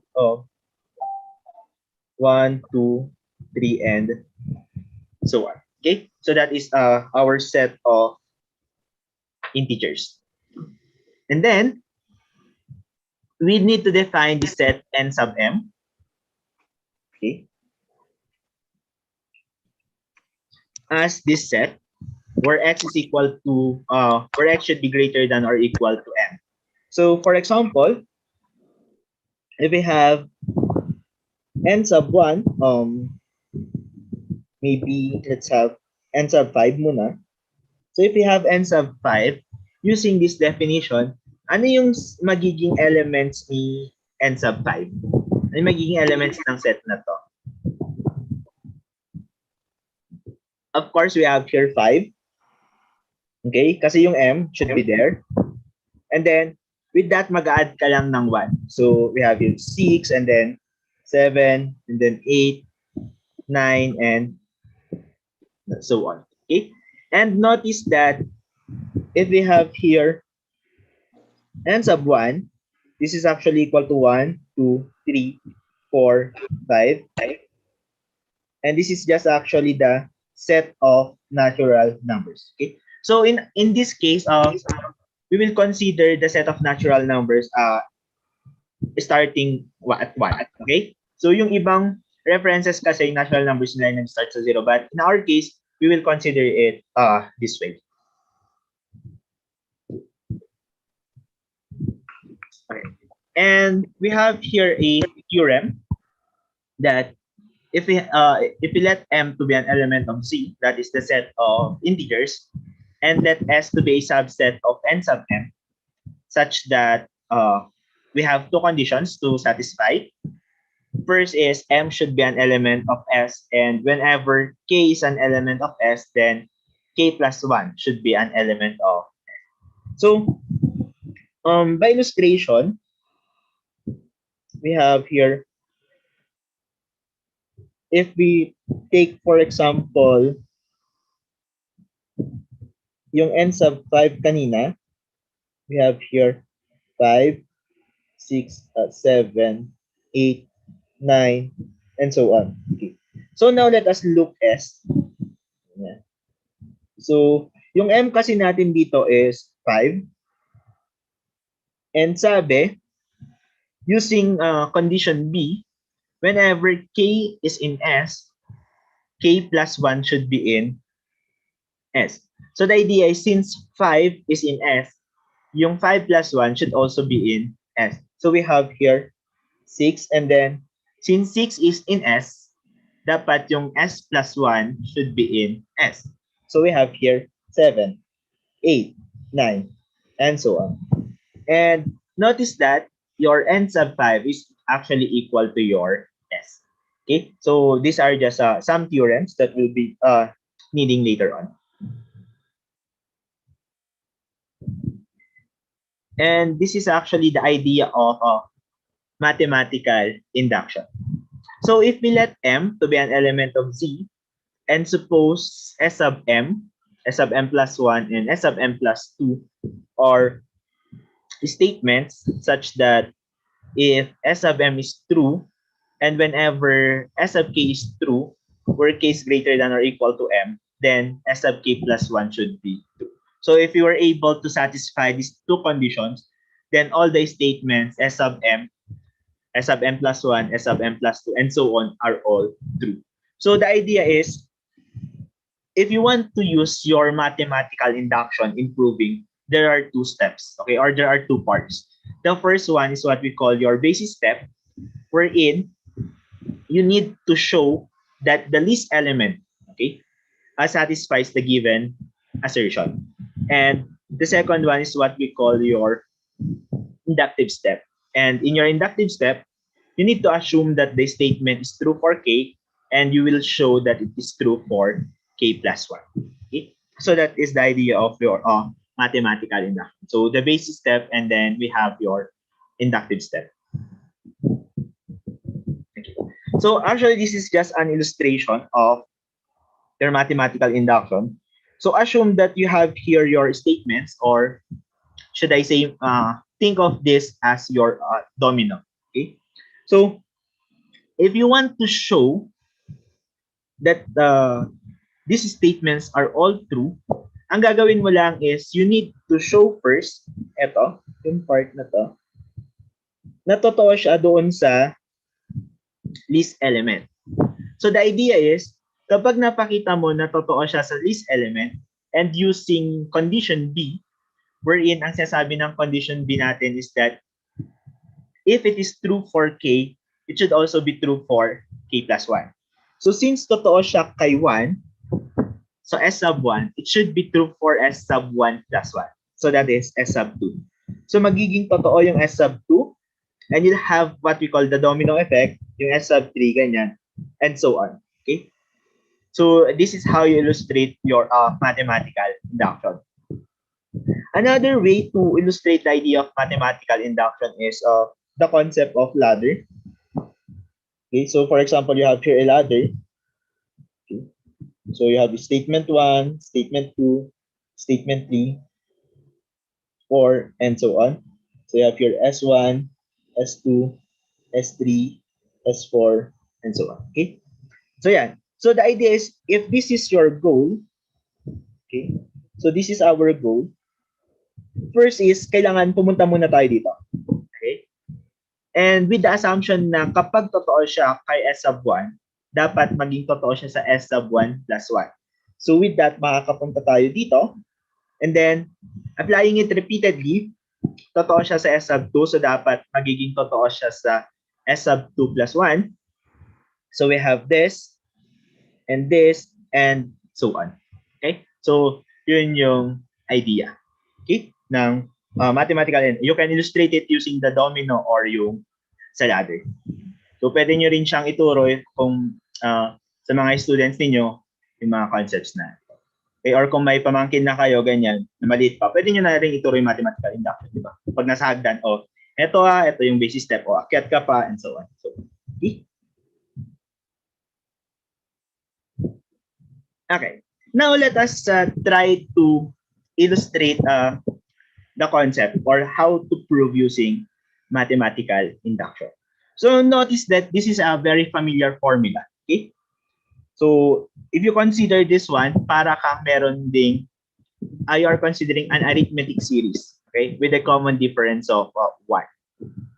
So, pero kasi, the idea is that kung magpo-prove tayo, we will not do it per number, di ba? Hindi natin gagawin na if n equals 1, and then ito try natin yan, if n equals 2, and then gagawin natin dyan, and so on. Take note, we are considering here natural numbers for any n, okay? For any n element of the natural number. So we know that n is an infinite set. Okay, so, yan, sobrang haba niyan kapag ganito yung gagawin natin. But with mathematical induction, dalawang steps lang. Una, we have your basic step, and then the next one is your inductive step. Okay. So, how to do this one? So, first is the basic step. So, always look at the least element of the given set. So, the least element here is 1. So, we need to satisfy the assertion if n equals 1. So, for the left-hand side, ang sinasabi lang naman kasi nito is if n equals 1, you are just taking the sum of the first term. Yung first term lang naman. Kung n equals to sana, then you will have 1 plus 2. But, yun nga, since the least element is 1, so we have that. Okay? And for the right-hand side, so we just need to change n by 1. And we have here 1. Okay. Word of warning lang when using the basic step, take note na wag natin pagsasabayin na i-compute yung left hand at saka right hand side. Okay? So wag natin gagawin na since yung left hand side ay 1, ay equate na natin na n times n plus 1 over 2, and then 1 equals 1 times 1 plus 1 over 2. So we have here 1 equals 1. Okay? So ang napakita natin dito ay 1 ay equal kay 1. Okay? So hindi yun yung gusto natin. Basta the idea of basic step is yung pinakamadali siguro is compute separately yung value yung nasa left hand side and then yung nasa right hand side, and then if they are equal, then the assertion is true. Okay? So wag nating pagsasabayin. So this is just the idea of your basic step. For the inductive step, okay, so what we will do here is actually we need to suppose that this statement,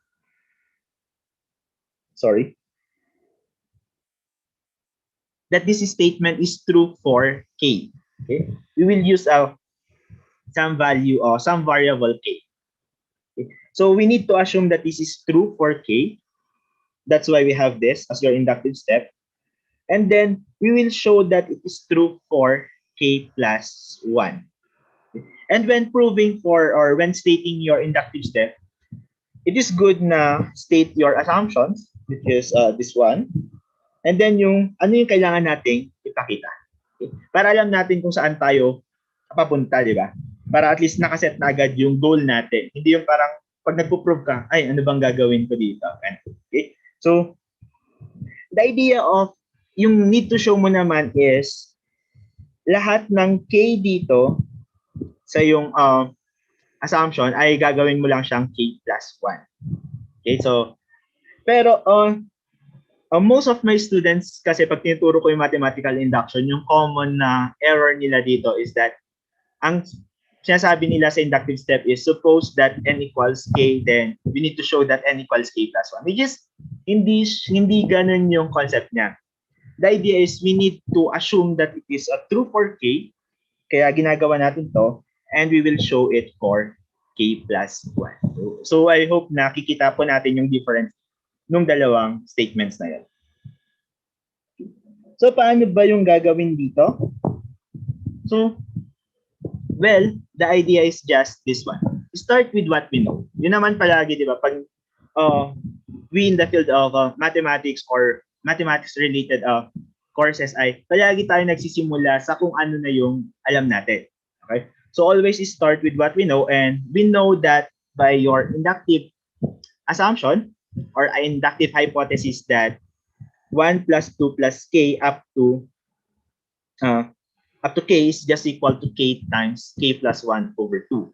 So we just need to remind ourselves that our goal here, okay, so our goal here is to show that 1 plus 2 plus 3 plus k plus 1 is equal to k plus 1 times k plus 2 over 2.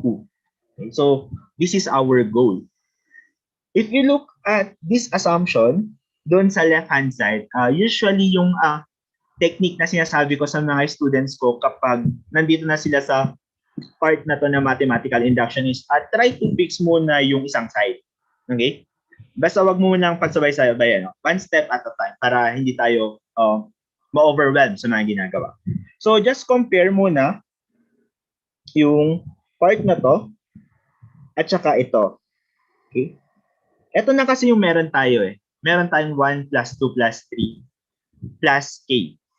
Yung goal natin is 1 plus 2 plus 3 plus k plus 1. So ano yung nawawala doon sa meron na tayo at doon sa goal natin? Ano yung nawawala? Or ano pa yung kulang doon sa meron tayo at doon sa goal natin?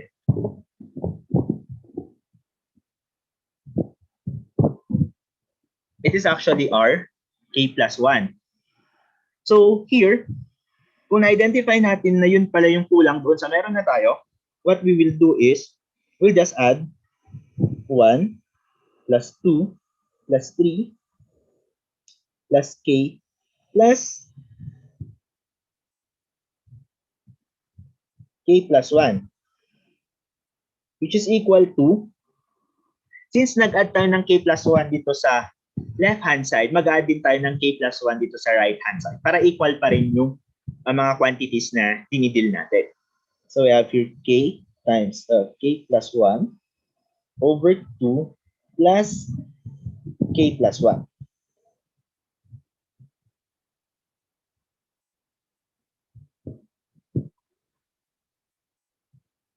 Ayan. So now, okay na tayo sa left-hand side. Magkamukha na siya nung goal natin. So we just need to manipulate yung right-hand side natin. Okay? So with this, we have here k times k plus 1 plus 2 times k plus 1 all over 2. Okay? And there is a common factor, which is k plus 1. So we can factor out k plus 1.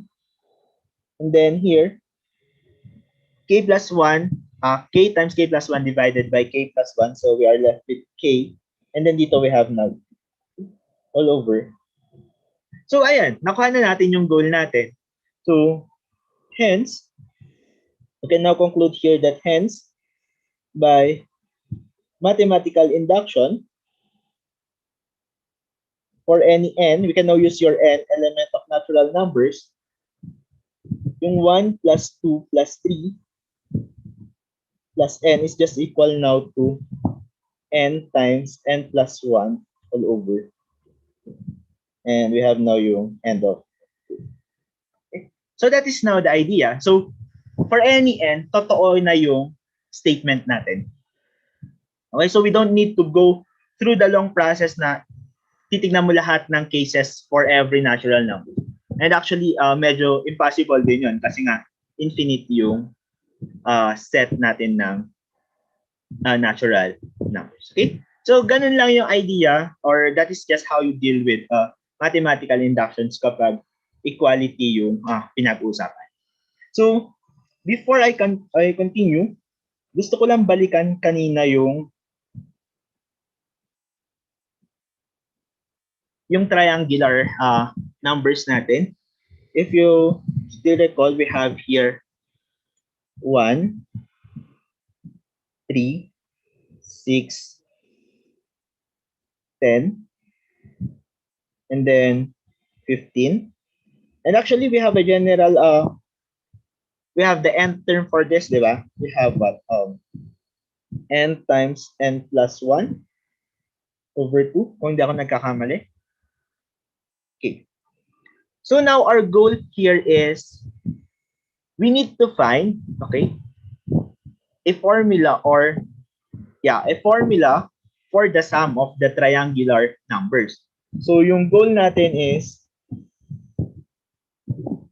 we need to find the sum of 1 plus 3 plus 6 plus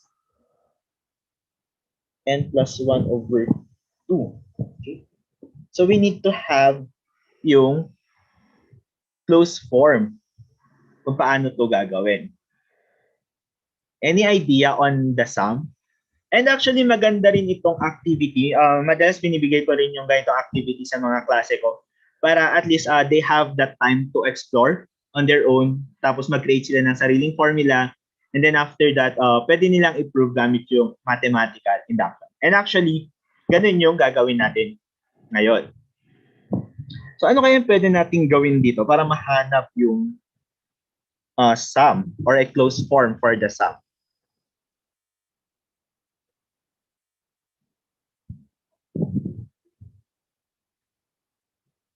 Any idea? Now we will do this. So tingnan lang natin yung first few sums. So we have here 1, and then 1 plus 3 is 4, and then 1 plus 3 plus 6 is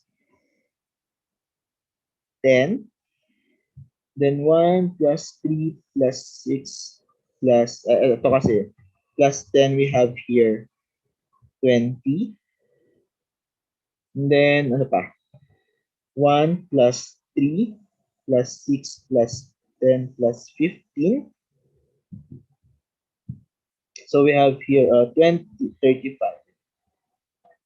May makukuha ba tayong pattern kaya dito para makuha natin yung closed form? And actually, okay lang no kapag nag-try tayo and then hindi siya gumana for the first time, and then that's fine. Okay? Kasi matututo naman tayo later on eh. And when we start next, hindi na tayo mag-start from scratch but from experience na. At least alam natin na yung una natin ginawa ay hindi gumana. Ganyan. So may patutunguhan kaya ito? Sa tingin niyo. Mukhang meron naman pero hindi ganun ka daling makita yung pattern. Okay? So ano kaya mga pwede nating gawin?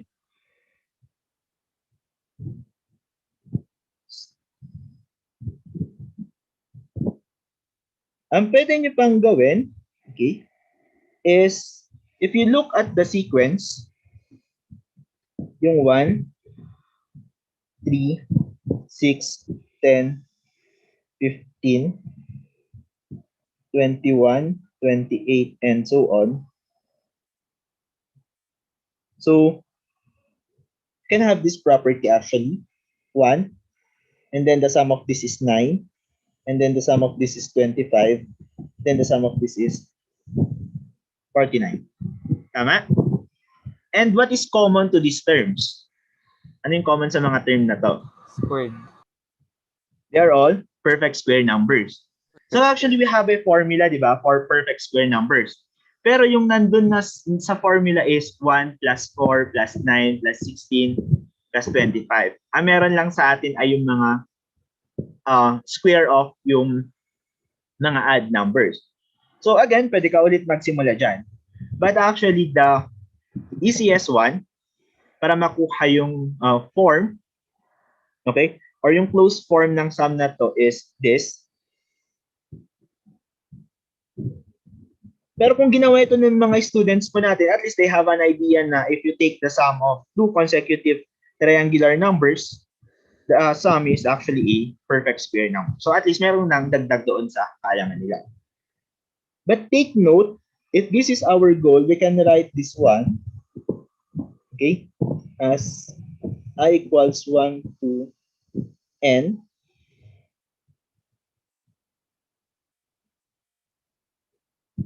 I plus 1 over 2. Okay? Tama po ba? We can write. So if that is 1, so 1, so we have the first term. And with the properties of summation, para mas makita po natin, can have I equals 1 to n ng 1/2 of I squared plus I. Okay?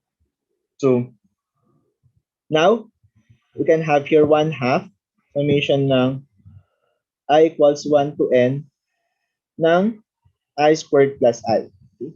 So, that is also a property of summation na yung constant pwede mong ilabas doon sa summation. And then using the additive property of summations, we have here 1/2 summation of I equals 1 to n ng I squared plus summation of I equals 1 to n ng I. Okay? So, this is our form. So next is, eto kasi alam na natin we know the formula for the summation of I equals 1 to n. Tama? So na-prove lang natin to kanina that this is just actually equal to n times n plus 1 all over 2. Pero eto po ba, may idea po ba tayo about this one? The summation of I squared ng I equals 1 to n. Actually, there is a hint doon sa previous presentation ko, pero hindi na natin na-discuss kanina. Okay, this is actually the hint that the sum of k squared k equals 1 to n is just equal to n times n plus 1 times to n plus 1 over 6. So we will use these two concepts to find the closed form for the sum of triangular numbers. Okay. So we have now 1/2 summation ng I equals 1 to n ng I squared plus summation ng I equals 1 to n ng I. So it's just equal to 1/2 of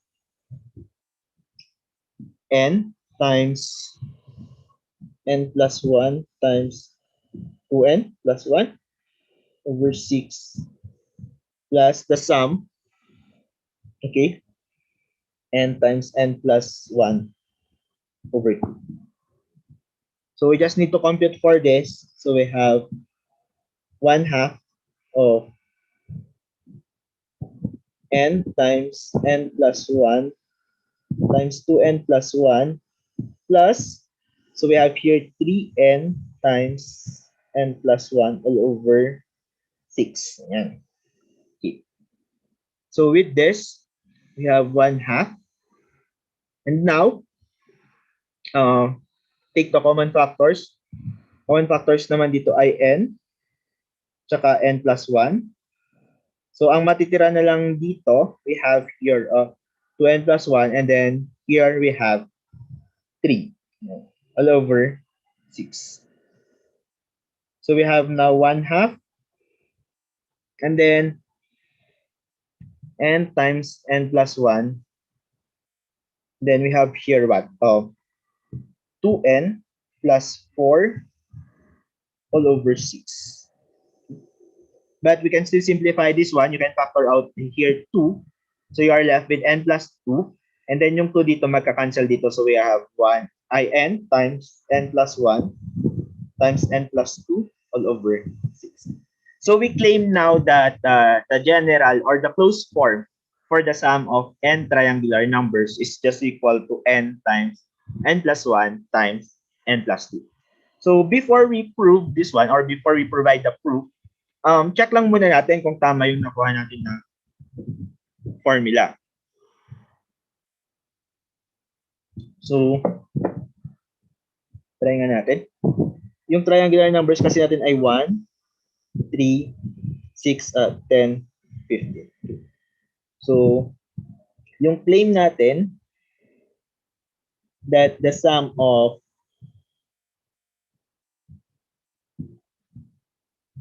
the first n triangular numbers is just equal to n times n plus 1 times n plus 2 all over 6. Okay? So with this, sige, if it is equal to 1, so this is just 1, and then 1 plus 1 is 2, and then this is 1 plus 2 is 3, so it is 1. So kapag dalawa na, 1 plus 3, we should have 4. So try lang natin to 2 times 3 times 4 all over 6. So magka-cancel ito. So we are left with 4. Kapag 3 naman, we should have 10.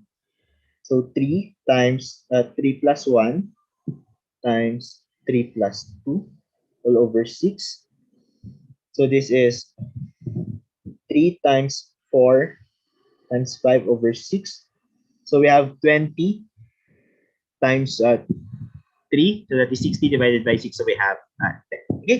So it seems naman na nag-work yung nakuha natin na formula. But take note, yung mga ginawa natin ay hindi yun proof. Okay? So, binerify lang natin for the first few terms. So, for the proof, we'll now use your mathematical induction. Okay? And for that, so we now provide a proof for this using mathematical induction.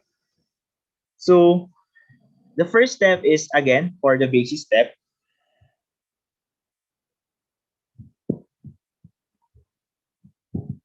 So, if n equals 1, then obviously, yung part na to, and this is just, ano lang kasi, 1 plus 3 plus 6 plus n times n plus 1 over 2. Okay? Yan lang naman yan. Okay? So, if n equals 1, you only have here 1. At ito na yung problemahin natin. And we verified this a while back that kapag 1 nga siya, yung n times n plus 1 times n plus 2 all over 6 is just equal to 1 times 1 plus 1 times 1 plus 2 over 6. So this is just equal to 1. So hence, the assertion is true when n equals 1. Okay? So we are done with our basis step. So the next one is we proceed with our inductive step. So for our inductive step,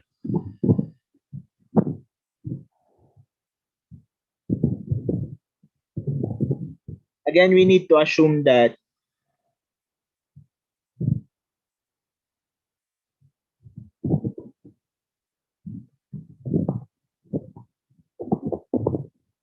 yung 1 plus 1 plus 3 plus 6 plus k times k plus 1 all over 2 is just equal to k times k plus 1 times k plus 2 all over 6. Okay? So we need to show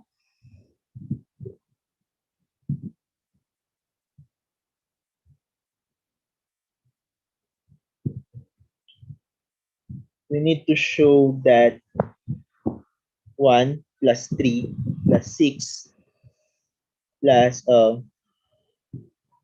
k plus 1. Kasi lahat ng k natin dito dapat magiging k plus 1. K plus 2 over 2 is just equal to k plus 1. This would be k plus 2 and then k plus 3 all over 6. So, again, usual technique, yung compare natin yung goal natin at saka kung ano na yung meron tayo. Okay? So now,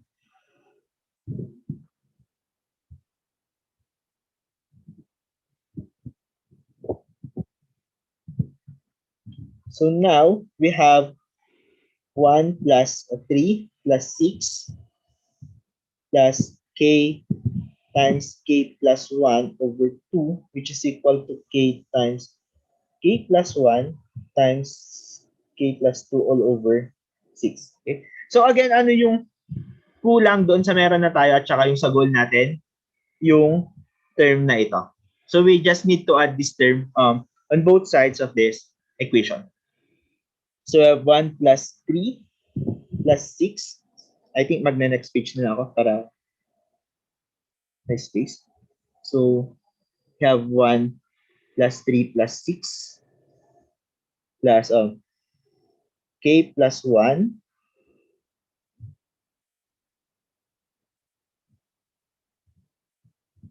over 2 plus k plus 1 times k plus 2 over 2, which is equal to k times k plus 1, k plus 2 all over 6 plus yung in-add din natin dito para equal pa rin yung din-deal natin ng mga quantities. So we have k plus 1, then k plus 2 all over.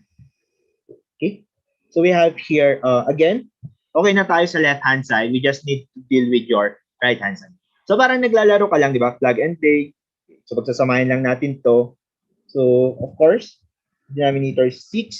So we have here k times k plus 1, k plus 2, plus 3 times k plus 1, k plus 2. So again, common factor yung k plus 1, k plus 2. So ito yung mga yon. Ito at saka to. Okay. So we are left with k plus 3 all over 6. And actually, ito yung goal natin. Kung babalikan ninyo, ito na yung goal natin. Okay? So, di ba, parang ang dali lang gawin. Yeah. So, now, of course, when proving, you must have your assumption. Hence, okay, for any n element of natural numbers, yung 1 plus 3 plus 6 up to n times n plus 1 all over 2 is just equal to n times n plus 1 times n plus 2 all over 6. Okay? And we are done. Okay? So, yung good thing about this example is that parang ang layong, kung titignan natin at first, parang ang layo ng konsepto ng series at saka mathematical induction. However, pwede pala silang magsama, di ba? So, later on, if you are teaching din mathematical induction tsaka series, so pwede kang magbigay lang ng isang question about this one or isang activity sa series at saka mathematical induction para makapag-explore din yung mga students natin, no? So find the general formula, mga ganun. And marami pang ibang examples. So ganyan kapag equalities yung pinag-uusapan. Actually, meron pang isa. We can also have, aside from the sum of triangular numbers, you can also have this one. Okay? You can also have yung geometric series natin. Pero kung mapapansin niyo, the only difference dito ay wala yung factor na a. Okay? So for simplicity, tiyanggal ko na lang yung factor na a. Pero pwede nyo din namang ilagay para maging kamukha niya pa rin yung geometric series natin na diniscuss kanina. So you can have here a plus ar plus ar squared tapos ar to the n, which is equal to a times 1 minus r raised to n plus 1 all over 1 minus n. And you can use, again, mathematical induction to show that this is true. Okay? Another idea kapag nag-deal ng mathematical inductions that, how about kapag inequalities naman na yung pinag-uusapan natin? Kasi di ba, syempre, tayo mas gusto natin na kapag natapos na natin yung isang level, mag-move forward tayo, i-compare natin yung next na level. So now, what if we want to deal with inequalities? Paano naman kaya yung technique dito or yung atake dito compared sa equalities? But before that, i-check na muna natin kung totoo ito. Sabi naman niya for any integer n greater than or equal to 1. So kapag 1, by the way pala, no, pag nagbibigay po tayo ng mga ganito, kailangan din natin i-check muna yung mga first few terms kasi baka pinapaprove natin pero hindi naman pala siya nag-hold. Okay, so check muna natin. So if n equals 1, yung sa left-hand side mo, so you have here 2 raised to 1 minus 1 equals 2 raised to 0, which is 1. Yung right-hand side mo is 2 raised to 1 minus 1. So 2 minus 1 is equal to 1. Okay, so equal, mag-hold pa rin naman kasi less than or equal yung ginamit natin dito. And then, for the next one, if n equals 2, so try lang muna natin, 2 raised to 2 minus 1 is less than or equal to, So this is just equal to 2 raised to 1, so this is 2. Dito naman, we have 2 raised to 2 minus 1, so this is 4 minus 1, so 3. Again, 2 is less than or equal to 3. So it seems naman na nag-hold yung binigay na assertion. So try po natin itong i-prove gamit ang mathematical induction.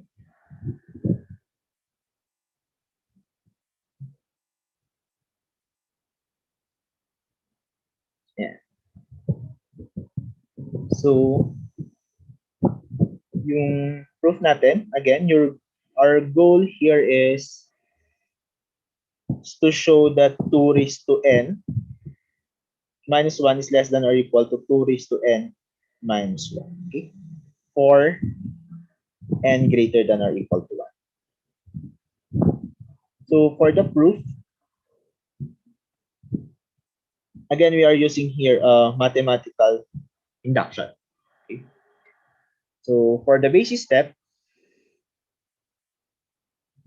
napakita naman na natin to kanina. If n equals 1, then 2 raised to n minus 1, which is just equal to 2 raised to 1 minus 1, 2 raised to 0 is equal to 1. Okay? And yung 2 raised to 1 minus 1 is just 2 minus 1, which is equal to 1. Okay?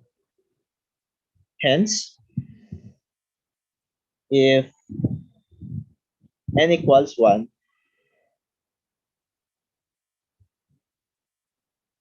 the assertion is dito po siguro mas makikita na natin yung sinasabi ko kanina na hindi pagsasabayin yung pag-evaluate kasi ang mangyayari niyan is kapag pinagsabay po natin, ganito po kasi magiging structure niya. So we have here 2 raised to 1 minus 1 less than or equal to 2 raised to. So we have here 2 raised to 0 less than or equal to 1. So 1 is less than or equal to 1. So ang napakita po natin dito kapag ganito yung ginawa natin is that 1 is less than or equal to 1. Hindi yung goal natin na mag-hold dapat ito if n equals 1. Okay? So magkaiba po yung sinasabi nito. So wag po natin gagawin yung ganito. Okay. So now tapos na tayo sa basis step. Let us proceed to your inductive step. For the inductive step,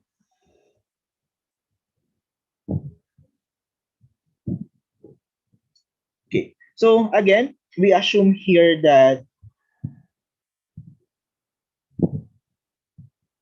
2 raised to k minus 1 is less than or equal to 2 raised to k minus 1 for k greater than or equal to 1. We need to show that yung 2 raised to k plus 1 minus 1 kasi dun sa need to show natin yung mga k gagawin natin k plus 1 is less than or equal to 2 raised to k plus 1 minus 1. But actually, pwede mo rin itong isulat as 2 raised to k less than or equal to 2 raised to k plus 1 minus 1. So they are just the same. Sinimplify lang natin. Okay. So again, let us start with what we know. So now,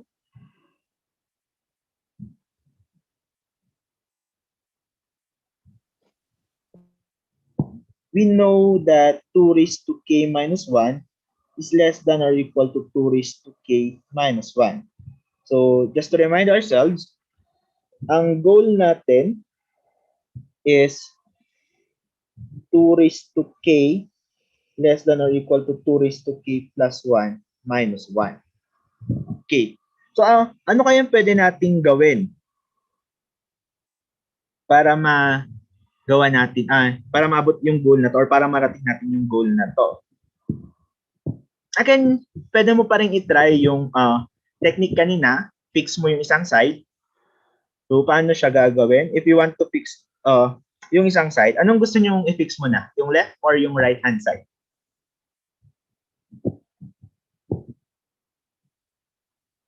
Ano yung mas gusto nyo i-fix? Parang mas madaling i-fix yung left-hand side. Tama ba?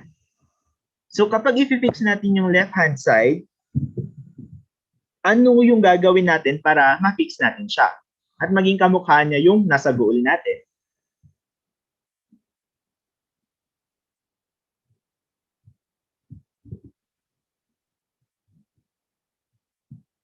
tingin ninyo? So we can, pwede tayong mag-multiply ng 2 both sides, tama? So, multiplying both sides of this inequality by 2, or multiply both sides of this inequality by 2, we have the following. So, 2 times 2 raised to k minus 1 is less than or equal to 2 times 2 raised to k minus 1. Okay. So here we have now 2 raised to k minus 1 plus 1. Okay, because rule of exponents. Less than or equal to 2 raised to k plus 1 minus 2. Here we have now 2 raised to k less than or equal to 2 raised to k plus 1 minus 2. Sayang, malapit na tayo kaso yung napalabas natin ay negative 2. What we have here is negative 1. Ano kaya yung pwede nating gawin? Any suggestions po? Or tama ba kaya yung ginawa natin na pinix muna natin yung left hand side? Kasi okay na sana eh. Kaso negative 2 yung pumunta dito at saka negative 1. Baka pwede pa rin nating ituloy. Try natin mag-take ng risk. Sige, tuloy ko lang siya. Pero kung itutuloy ko siya, ano yung next na move na gagawin ko? Or yung next na step na gagawin ko kaya? Well, ganito. Ang pwede natin gawin muna, what if out of nowhere, naisip lang natin na since negative 2 is less than or equal to negative 1. Naisip lang natin yan. Which is true naman, di ba? Negative 2 is less than or equal to negative 1. So, kung yan, then if I add both sides of this inequality by 2 raised to k plus 1, so meron akong 2 raised to k plus 1 minus 2 is less than or equal to 2 raised to k plus 1 minus 1. Ano kaya yung implication nito doon sa gusto nating ipakita? Sabihin natin tong equation 1, equation 2. So, before we continue, let us just recall yung transitivity property of inequality. So, for the transitivity property of inequality, it states that if you have A, B, and C be element of real numbers, and if it happens that A is less than or equal to B, and B is less than or equal to C, then A is less than or equal to C. Okay? So, ano ba yung mangyayari dito? So, we have here 2 raised to K less than or equal to 2 raised to K plus 1 minus 2. At dito naman meron tayong 2 raised to K plus 1 minus 2 is less than or equal to 2 raised to K plus 1 minus 1. So,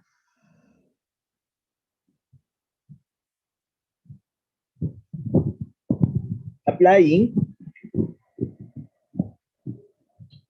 the transitivity property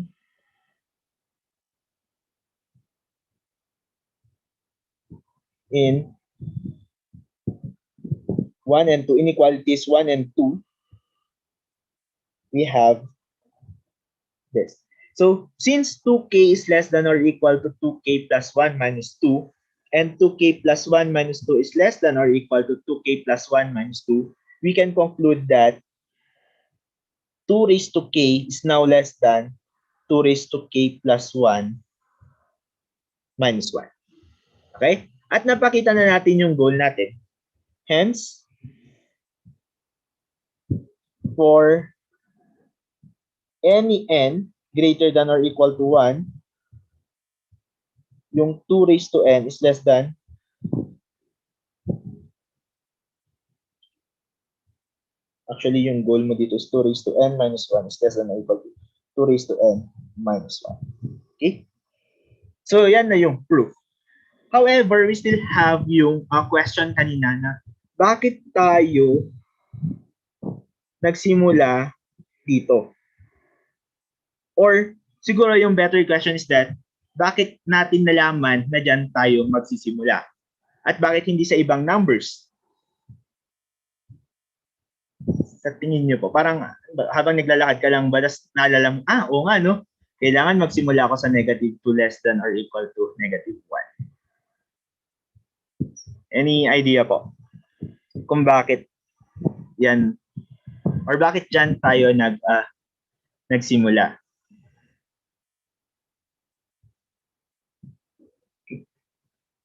Actually, yung goal, yung meron na po kasi tayo kanina ay eto, 2 raised to k less than 2 raised to k plus 1 minus 2. So, meron na tayong 2 raised to k less than or equal to 2 raised to k minus 2. Okay? And then, yung goal natin,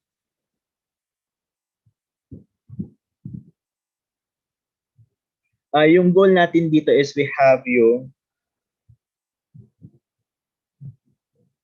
2 raised to k less than 2 raised to k minus 1. Okay? So, yung idea kasi is that since ito na yung goal natin, fix na yung left-hand side, ang kailangan nating gawin ay dapat mapalabas natin yung relationship na ito. Actually, bago ko present yung proof, ito muna yung ginawa ko sa Scratch. I need to think a relationship between 2 raised to k minus 2 and 2 raised to k minus 1 such that mapapalabas ito. Sorry.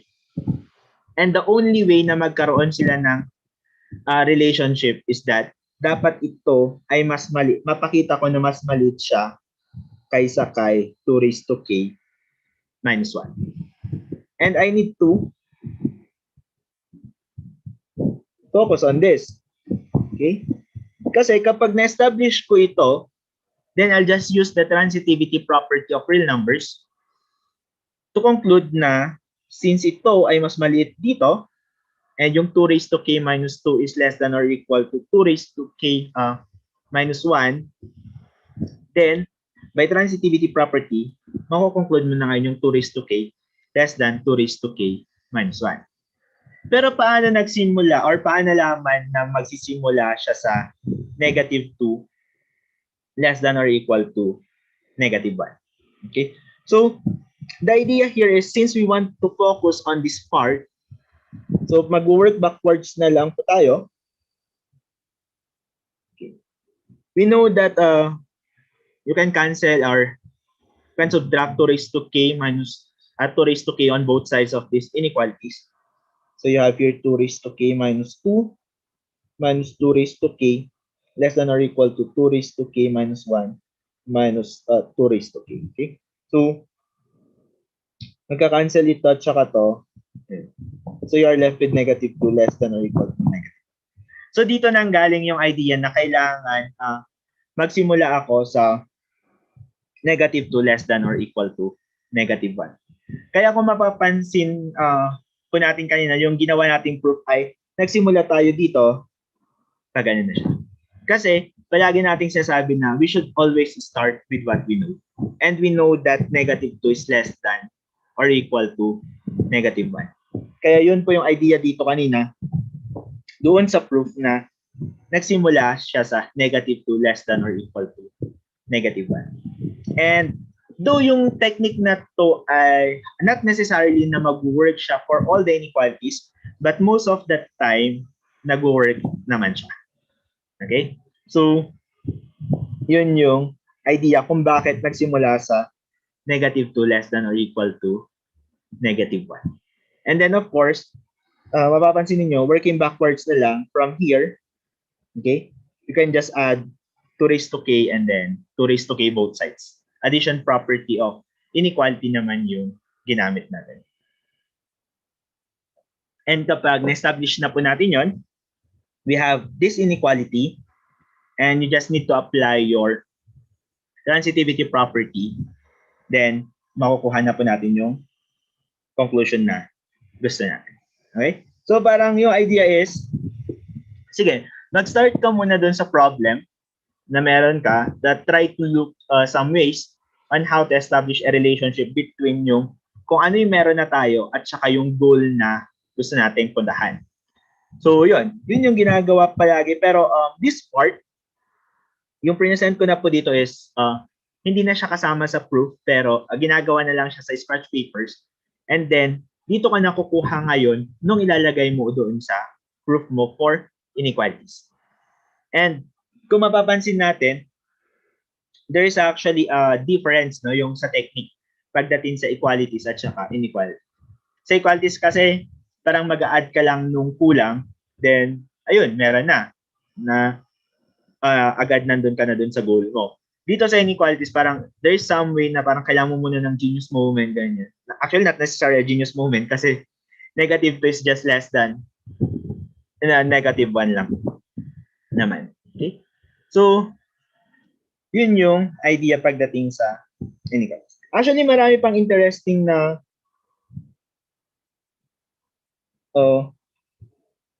inequalities na pwede nating you have this one. Actually, andito rin yung proof. You have this. Yun yung mga proof. And if I'm not mistaken, meron pang isang pwedeng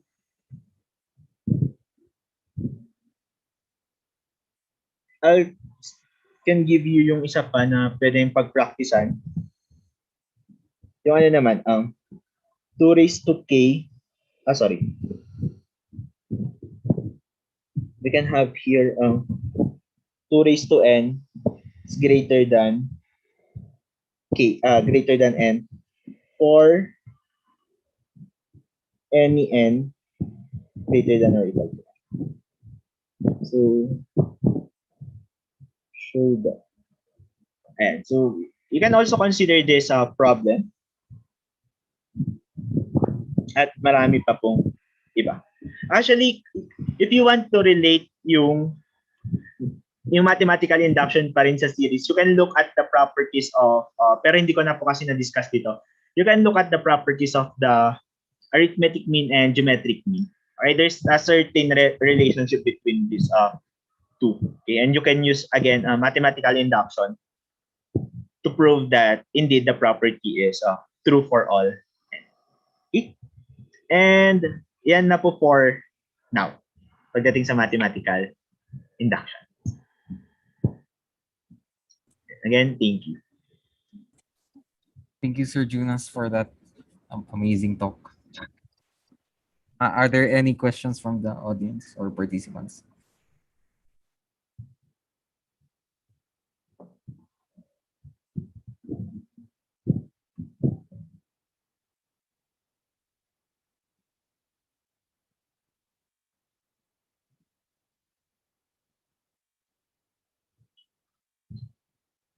Actually, medyo maagat po tayo. So you can ask any questions po or clarification, especially po din sa method ng mathematical induction. And then sometimes, pwede rin siyang gawing project sa mga students natin. Parang meron silang quote-unquote na mini math investigatory project wherein they have these some patterns and they can apply mathematical induction to prove yung mga patterns na na-generate nila or na-observe nila. So we can also do that to our students.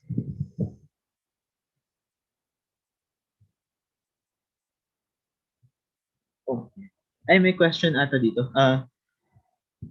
Do you offer short courses in math for enhancement po sana sa mga high school math teachers? Usually po yung service na binibigay namin is yung SINSM lang po muna, but we can also refer this to our to the department, and then we let you know po kung ano po yung magiging decision or kung ano yung mga programs na pwede pong gawin ng department for this. But for the meantime po, ang alam ko pa lang na extension service na ginagawa ng department for enhancement is the SINSM.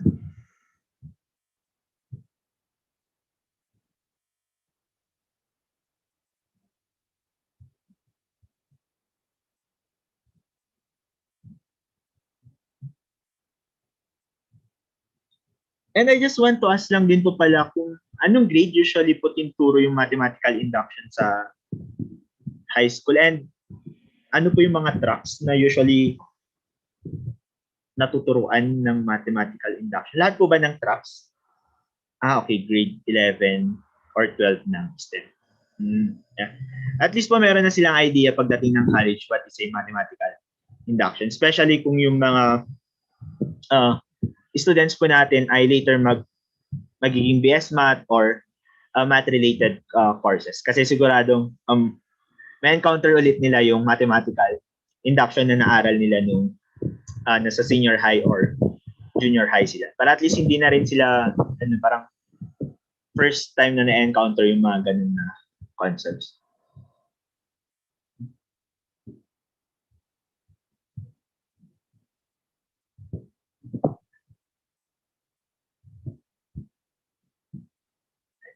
Any questions po or clarifications?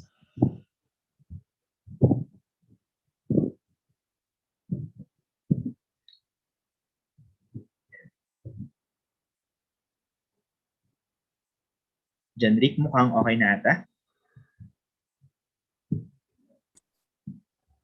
Okay. Thank you sa mga nagtanong ganyan at nag-participate sa lecture. John Rick, sa ano pala? Sa end ni Jayan, baka may tanong. Sa YouTube. Wala ko naman. Wala, okay. Last call for questions.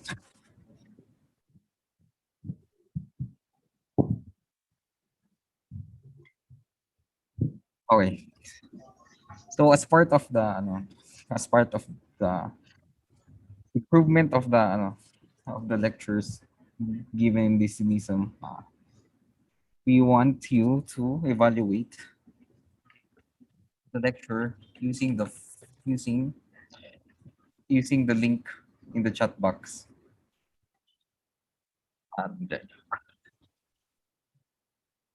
Okay. So this will be part of your attendance for lecture 2 or track A. And alternatively, you can access the QR code or scan the QR code to access the evaluation form. Thank you.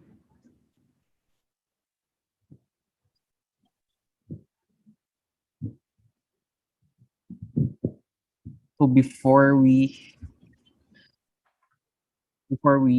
the picture taking, I will give you a minute to evaluate first. Okay.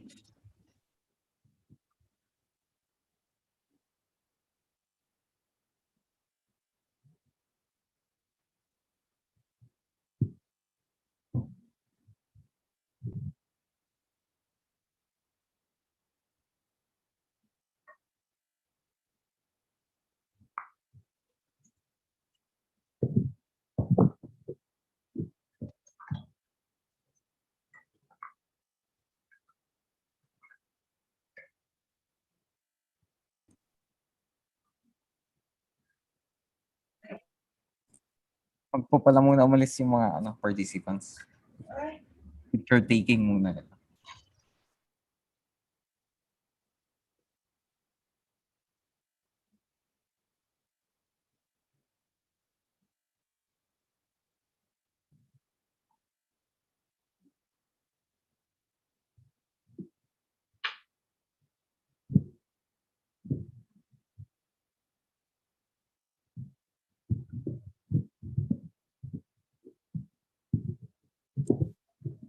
Picture taking na daw. So, sa lahat ng participants, paki-on yung videos niyo.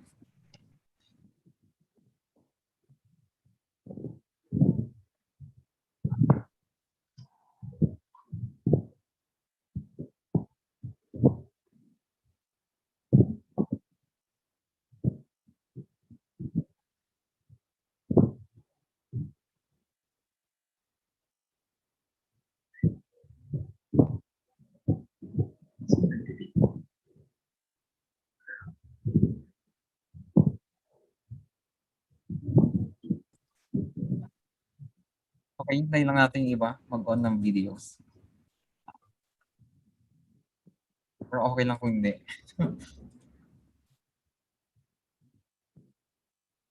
Yun, so sa mga naka-on, thank you.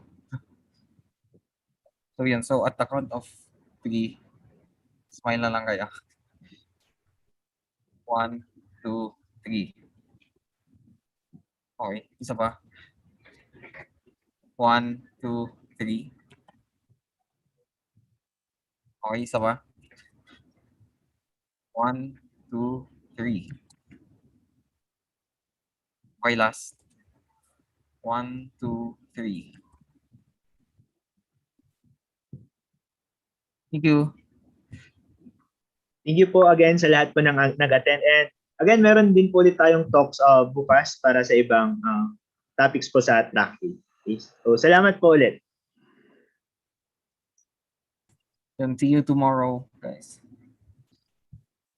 Thank you po. Thank you, sir.